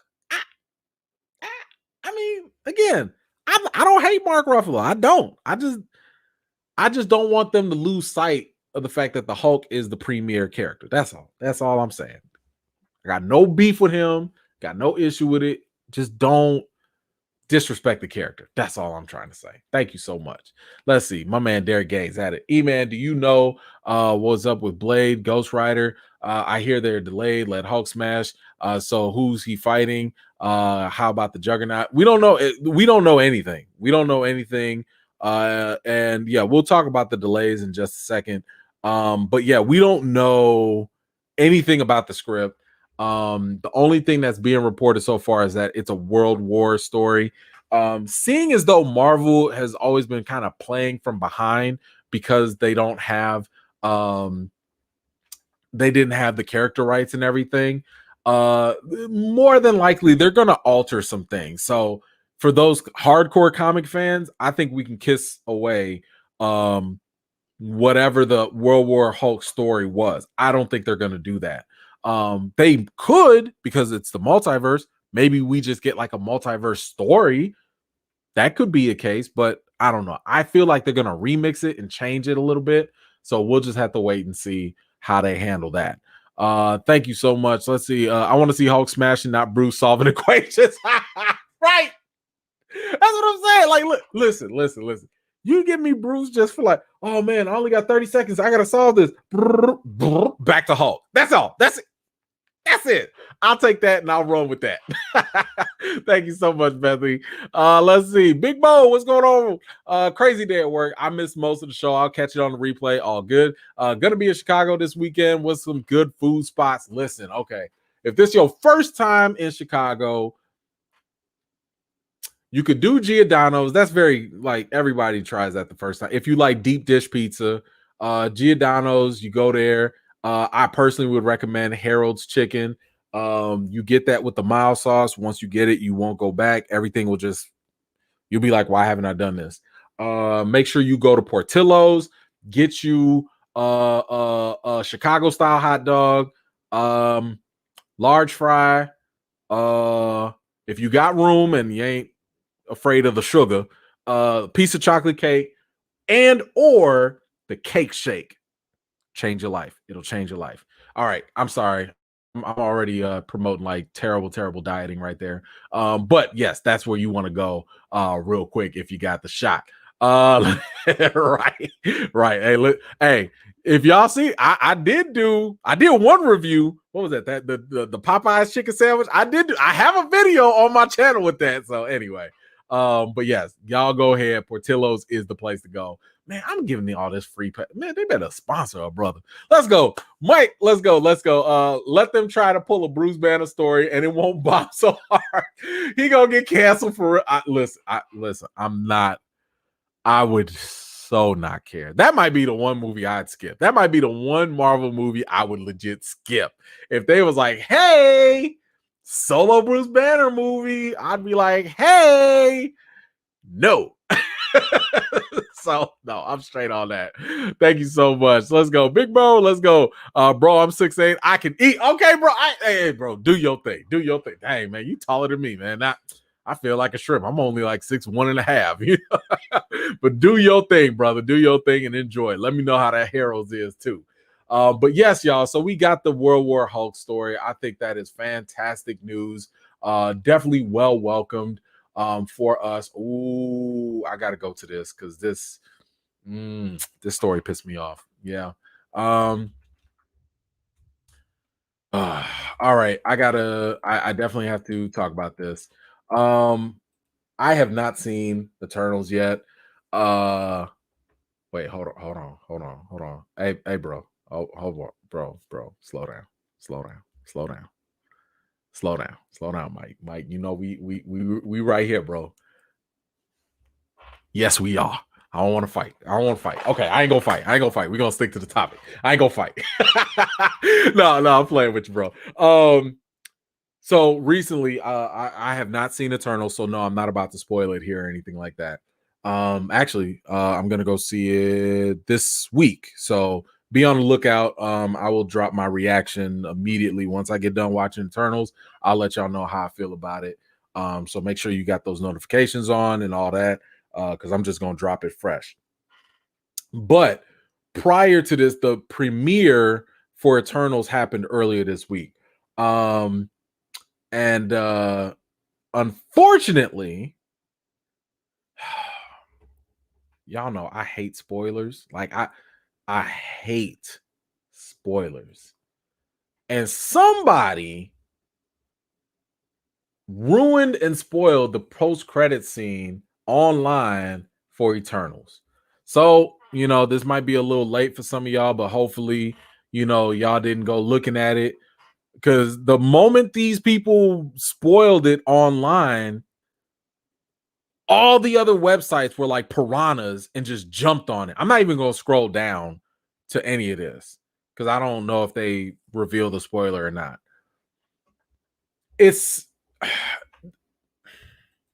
the problem I have with this is the fact that the writer for the outlet that did this works for Variety, and I'm gonna call them out. Variety, y'all know Variety that's top notch, right? Like, they one of the big trades. So they got that invite to the red carpet. They went and interviewed people and all that. They went and saw the movie earlier than me, all of that.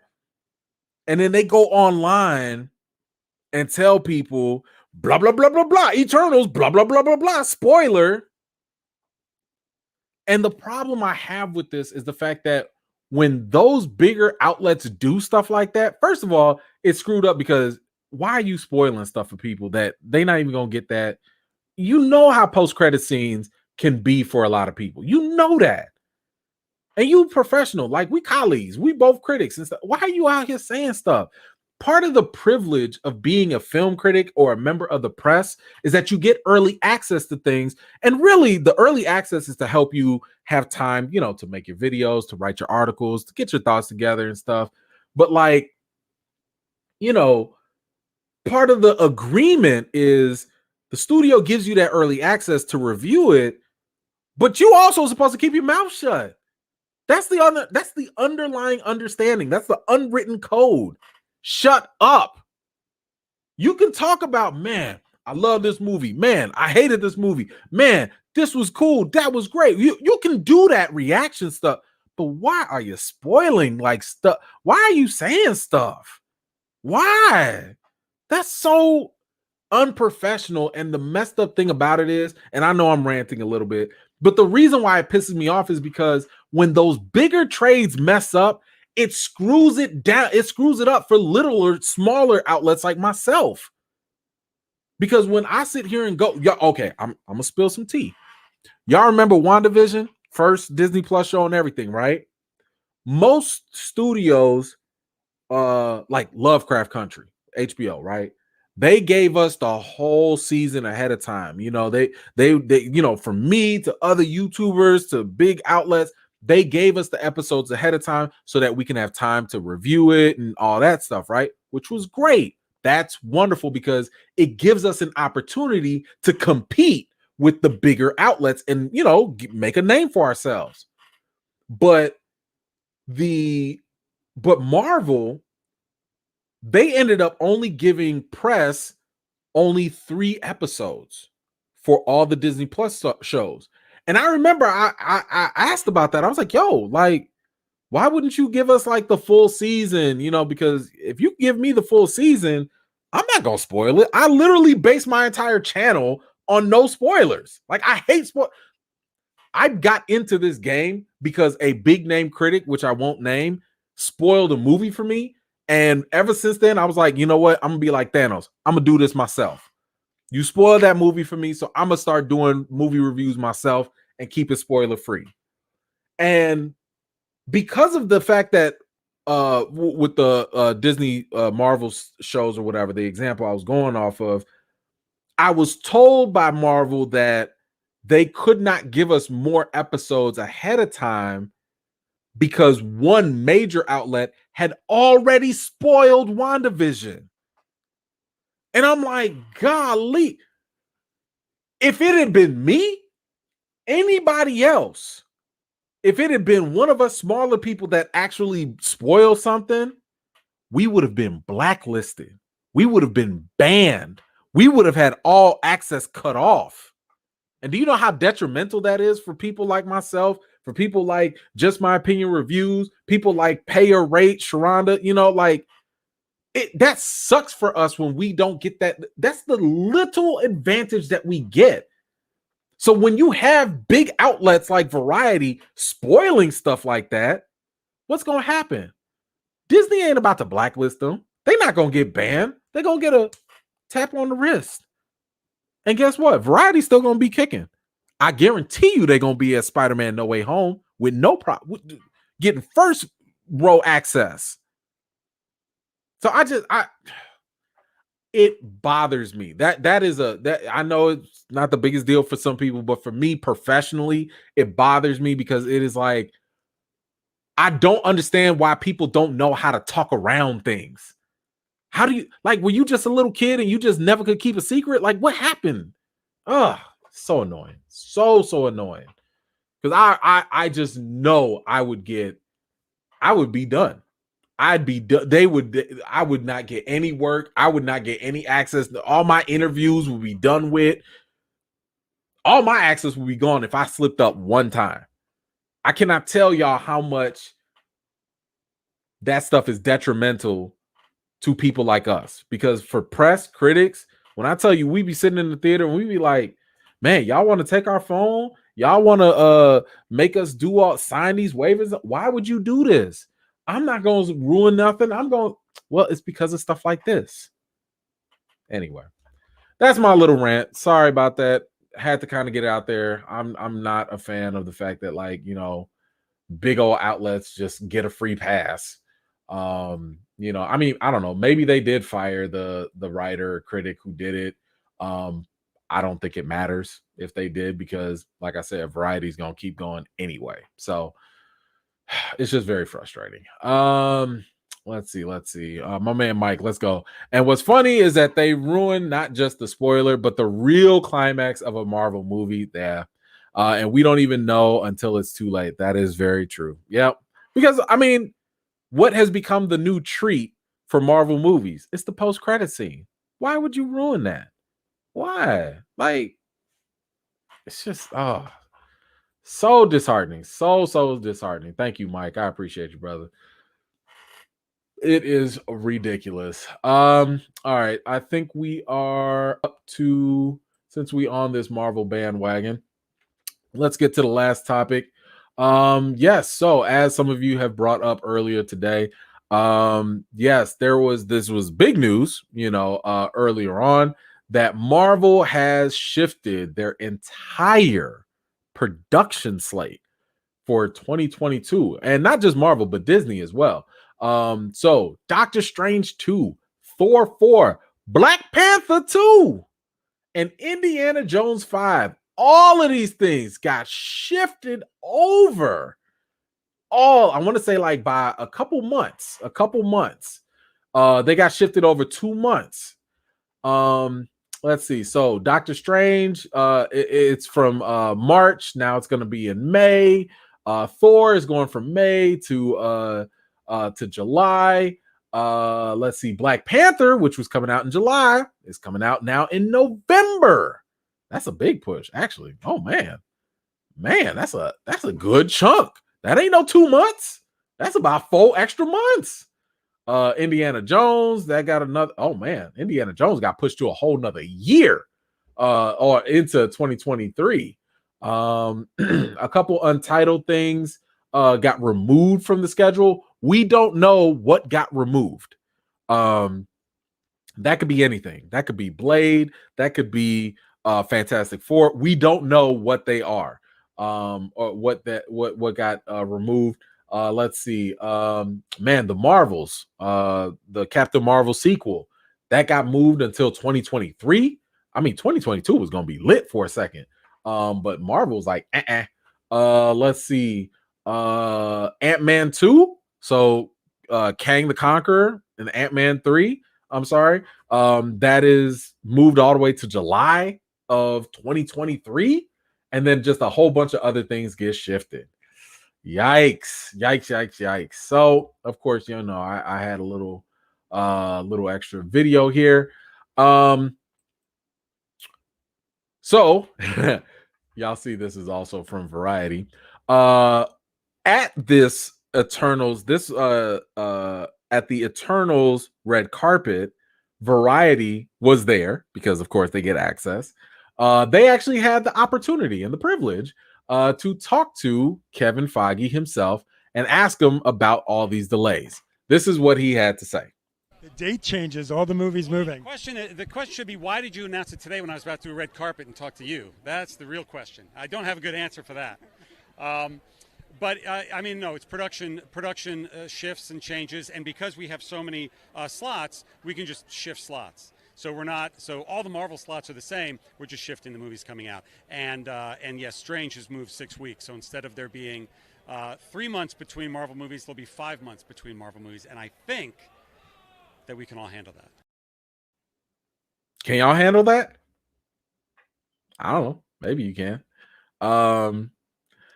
Look. So he's talking about shifting everything because like all these Marvel movies we're gonna have 3 months in between, and honestly, that's kind of like how it used to be to a certain extent. Because Disney doesn't want to like also step on their own toes. You don't want a Marvel movie coming out at the same time as a Star Wars movie because it eats away at the same. It's like it cancels each other out. And you don't want to cannibalize yourself or whatever. So it makes sense to shift this. My suspicion is that we saw all these movies get delayed, but you didn't see anything about series. You didn't see anything about, the Disney Plus shows getting moved around during this time. So I think what this is going to do is it's going to allow the Disney Plus shows to fill in the gaps a little bit more. I think that's what this actually means. Which would be interesting, because it'll be a good way for Marvel to hype up the movies, to amp up the excitement, and to give the movies a little bit of breathing room. I think what they're also anticipating, they're anticipating more theater traction, because one of the things you want to do, especially when you have a movie in theaters, is let it breathe. You want that movie to stay there, to maximize however many weeks or months it can play in the theaters, to maximize your money. And then you want to drop it on Disney Plus. While it's on Disney Plus, you don't want people to forget about it, and go watch something else. So you want to milk those things. So I think that is the strategy they are going with this. But it is a little disheartening that, man, they are pushing everything back like this. Let me get to these comments real quick before I get to some other points here. Let's see. My man Ernest, my mom got a bootleg copy of Ninja Turtles. She put it in the VCR, and there was a double X. Oh gosh, I was 10. I bring it up once. Okay. I don't know where that came from, but okay, bro. Okay, all right. We're just gonna go to the next question. We gotta go to the next one. Okay, I don't know why that. All right, Nelson, let's see. I can wait a few months, just as long as there's more Marvel Disney Plus series. Have you seen the first 2 episodes of Young Justice? No, not yet, but I will. I can't wait. I love Young Justice, so I will definitely check that out as soon as possible.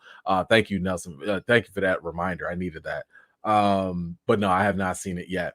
Now, I know some people have asked me, hey, Black Panther is also being delayed. Could this be in reaction to recasting T'Challa? Could it be Disney doing something different?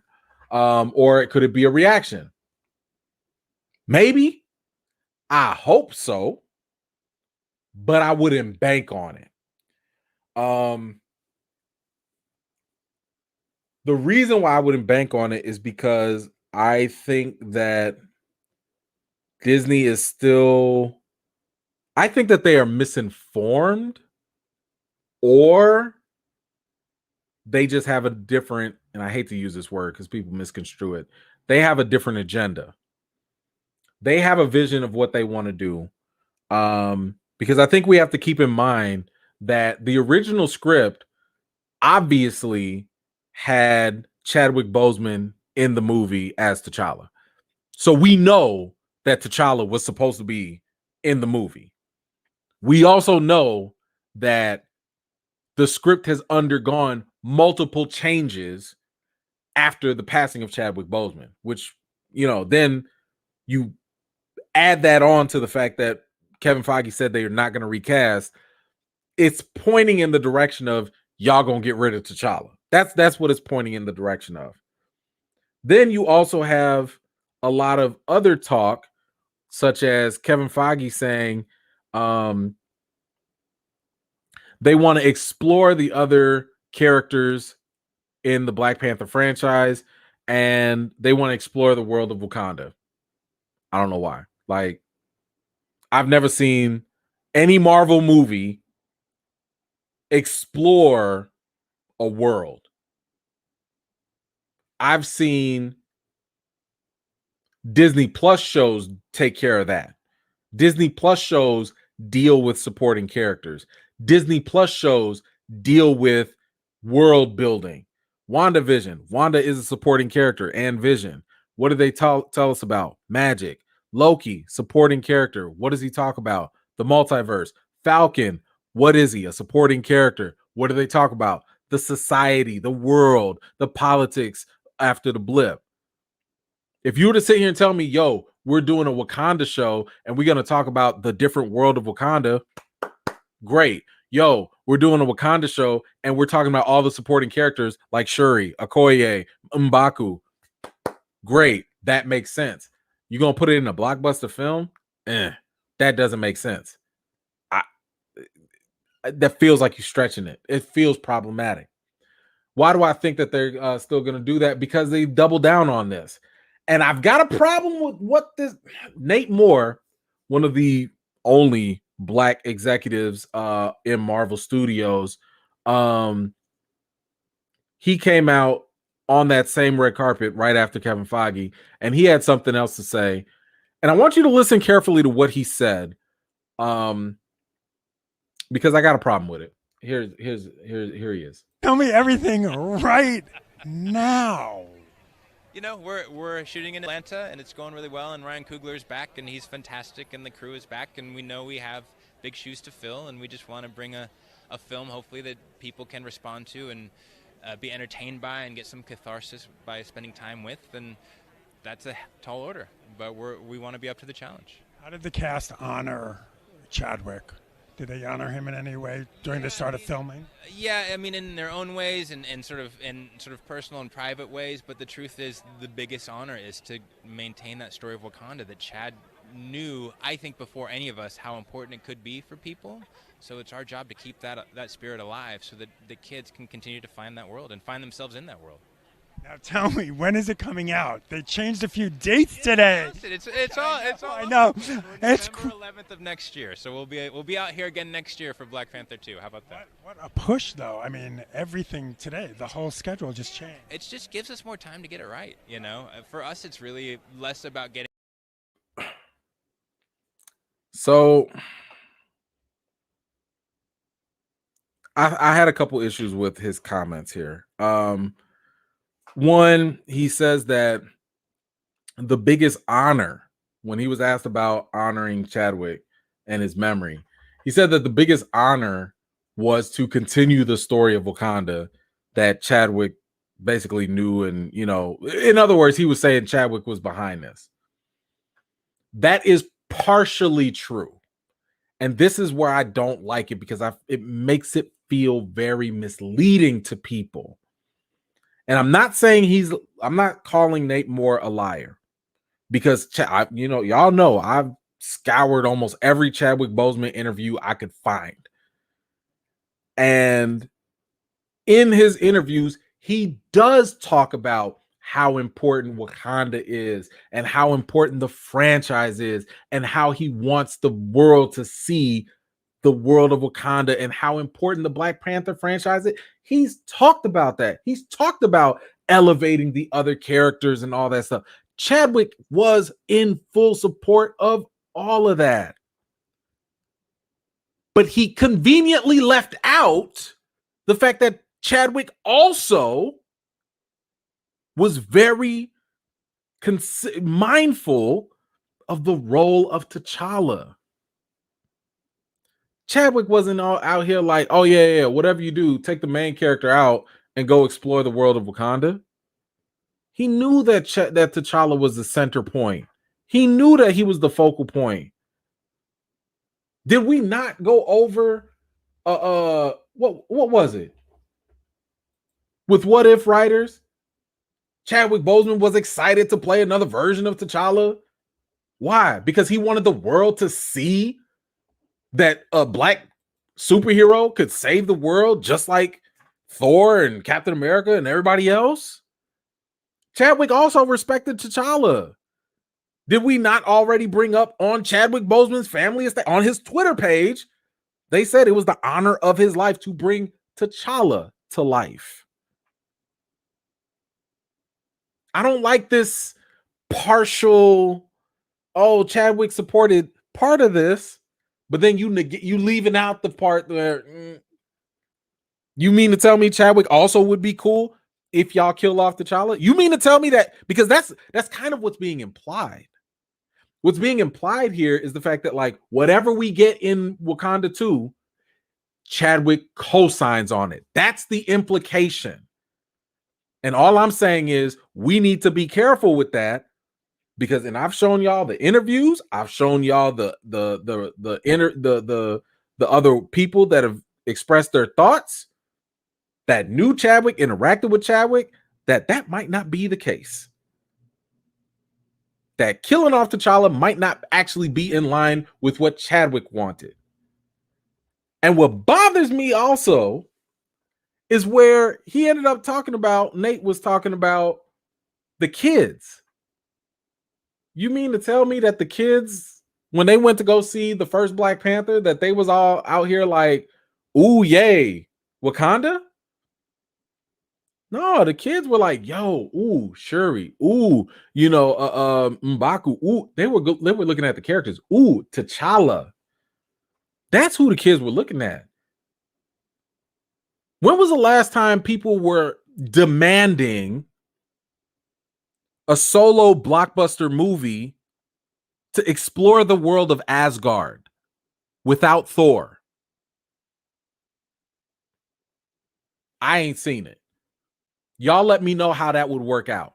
Let me know how a solo Thor movie would work out with no Thor, but we explore the world of Asgard. We go visit all the other characters. Let me know how that works out. Let me know how quickly you will want to pay your money to go see the supporting characters. What is it? The big three? Whatever his friends? Y'all want to go see a blockbuster movie of Thor's friends? I wouldn't care. I mean, shout out to Darcy and them, but I ain't trying to pay big money for that. So why are you treating Black Panther with that energy? I don't like that. I don't like it. And then you bring the kids in this. Listen, if you've been following me on social media, I just posted a video today. Somebody had brought it up. It was about this little boy and this little kid. I mean, bless his heart. This little kid was super, super excited. He wanted to dress up for Halloween. And one of the things that he kind of that he brought up, or that he was bugging his parents for, was that he wanted a costume, and they finally got him this costume. So I got the video here. Let me play it for y'all real quick. But I think that this kind of speaks volumes in terms of what this franchise really means. Check this out. Yeah, I got this feeling in my body. I was the floor like, whoa. What is this? I got this. My little costume is here. Do you like it? Yeah. Oh my. Can we put this on here? Of course. And I can get gloss. Of course. Who are you going to be? Black Panther. King of? Wakanda. Yeah, sounds good. He didn't say, I'm going to dress up as one of the other tribes in Wakanda. He's going to dress up as Black Panther, the king of Wakanda. That's what the kids are looking for. And I've already told y'all, uplift Shuri if you want to. Make it a queen. Make a Black Panther. I don't care. We don't need to play the substitution game. Why does Jack have to go see T'Challa die on screen potentially? Y'all saw how excited that little boy was. Y'all saw the energy, the happiness, the pure, unadulterated, just innocence and excitement, because he gets to dress up as a character that he looks up to and that looks like him. This is why representation matters. This is why it matters.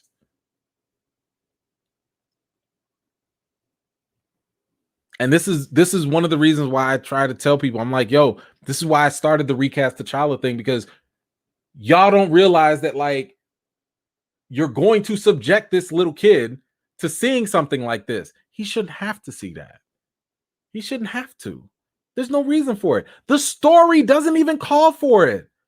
Tony Stark, we got all these movies, we got all this stuff, and it was understandable because his story was complete. T'Challa's ain't complete. And you about to take that? Why we got to make Lil Jack cry? Why? You don't think that, like, a lot of these kids already were torn up of Chadwick Boseman passing in real life? So let's just wait 2 years and, I don't know, double down on it again. And be like, hey, it's okay. Look at all these other people in Wakanda that you probably don't even know. You can be like them. What? I remember when I was young, I wanted to be He-Man. You know what I'm saying? I wanted to go around like, I have the power. I couldn't even name you the other characters when I was like 6, 7 years old. I didn't know nobody but He-Man. That's all I knew. I don't think you telling some little kid like, oh, look at the world of Wakanda. Look at all this other stuff. Yeah, sorry, He-Man's dead, but go be one of those men at arms. Why don't you go be him? If I didn't go buy that other character's toy, why would I want to? I want the main character. I don't know.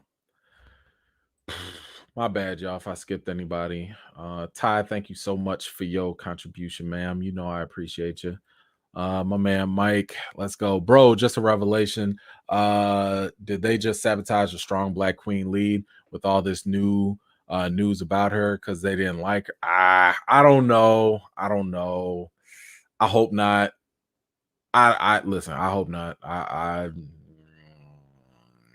I don't think Nia DaCosta is gonna suffer for this. I think she'll be okay because I think a lot of people also took her comments about Cap in jest. But that's just it. My man Derek, let's go. I remember when Black Panther came out and I saw a busload of white kids going to see Black Panther.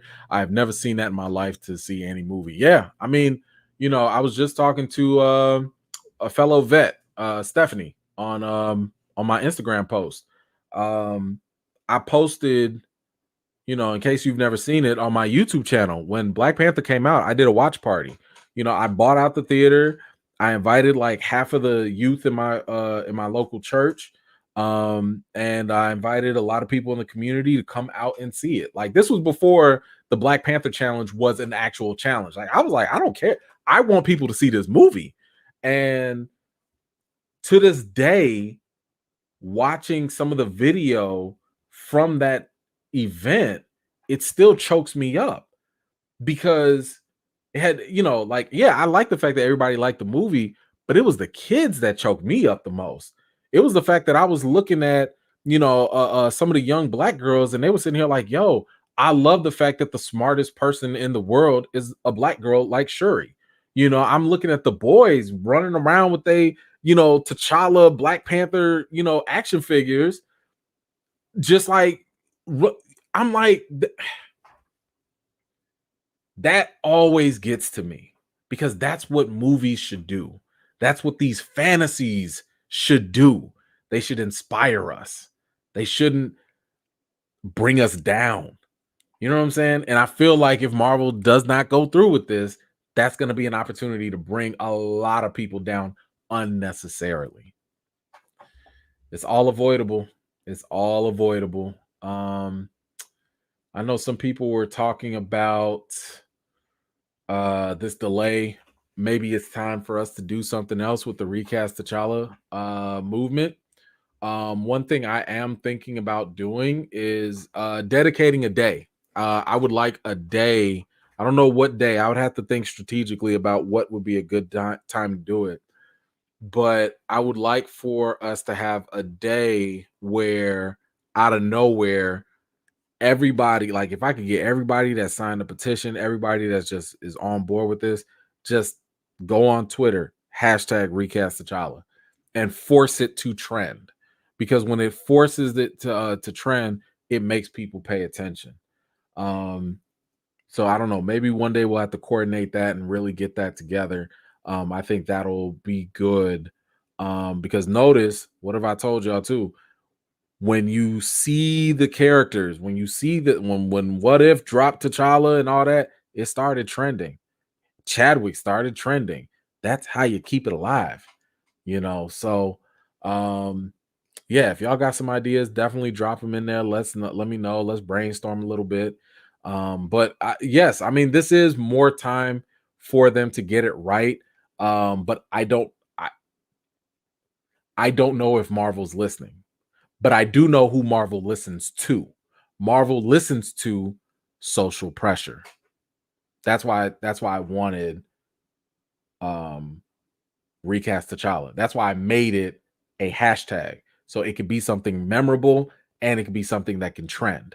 So yeah, I don't know. I'm nervous about this movie. I'm nervous about Marvel's direction with this. But I definitely think that we can come together and do something for sure. Let me get my man Chief in here. Let's see. What up, E? Just chiming in. You can't tell me that somebody signed up for part 3 of a movie would want to halt his character. Yes, I agree. And what he's referring to is the fact that it was reported that Chadwick Boseman, in his contract, he was signed on for Black Panther 3. So, yeah, it doesn't make sense for anyone to rationalize or be comfortable with the idea that he would be okay with killing off the character as a way to honor him. It's weird. It's weird. I already told y'all don't. Chadwick viewed himself, and he said this in his interviews, he viewed himself as an artist, not even an actor, which means whenever he does any bit of his roles, that's art for him. I've never heard of killing off art as a way to honor the artist. I've never heard of that. When people say like, oh, if you recast, that's disrespectful. I'm like, okay, let's go burn some, let's burn the Mona Lisa. Let's break the Statue of David. Let's honor the artist. Let's do that. Let's make it make sense because it ain't adding up for me. I don't know. Anyway, that is all I got for today. Thank y'all so much. I appreciate y'all. Do we have anything coming up? I think it's just next Friday. So yeah, we will be here next Friday. I think that's gonna be an after dark session. I don't know what the topics are gonna be. It's probably just gonna be late. I don't know. We'll see what happens. I know y'all gonna bring the crazy, so I ain't even got a plan. I'm just gonna show up. I don't know. I'm just gonna show up. But anyway, I appreciate y'all as always. Thank you so much for chiming in. Thank you so much for like just returning, watching my videos, all of that. I appreciate y'all. Keep in mind, I will drop my The Harder They Fall review. Hopefully I can, if it's not too late, maybe I'll drop it tonight. If there ain't no mistake. So I'll drop that. And then keep an eye out, if not Monday or Tuesday, sometime early in the week, I'll drop my reaction to Eternals. If the embargo doesn't, I have to check the embargo, so don't hold me to that. But I will be checking that out, and I'll let y'all know how I feel about it. Anyway, I appreciate y'all. See y'all on the flip side, at least by next week. And until next time, y'all be good. Wash your hands. Be nice to people. Talk, understand, listen. Don't argue. Don't fight. Don't be hateful. Love, and all that good stuff. Y'all have a good night. Peace out.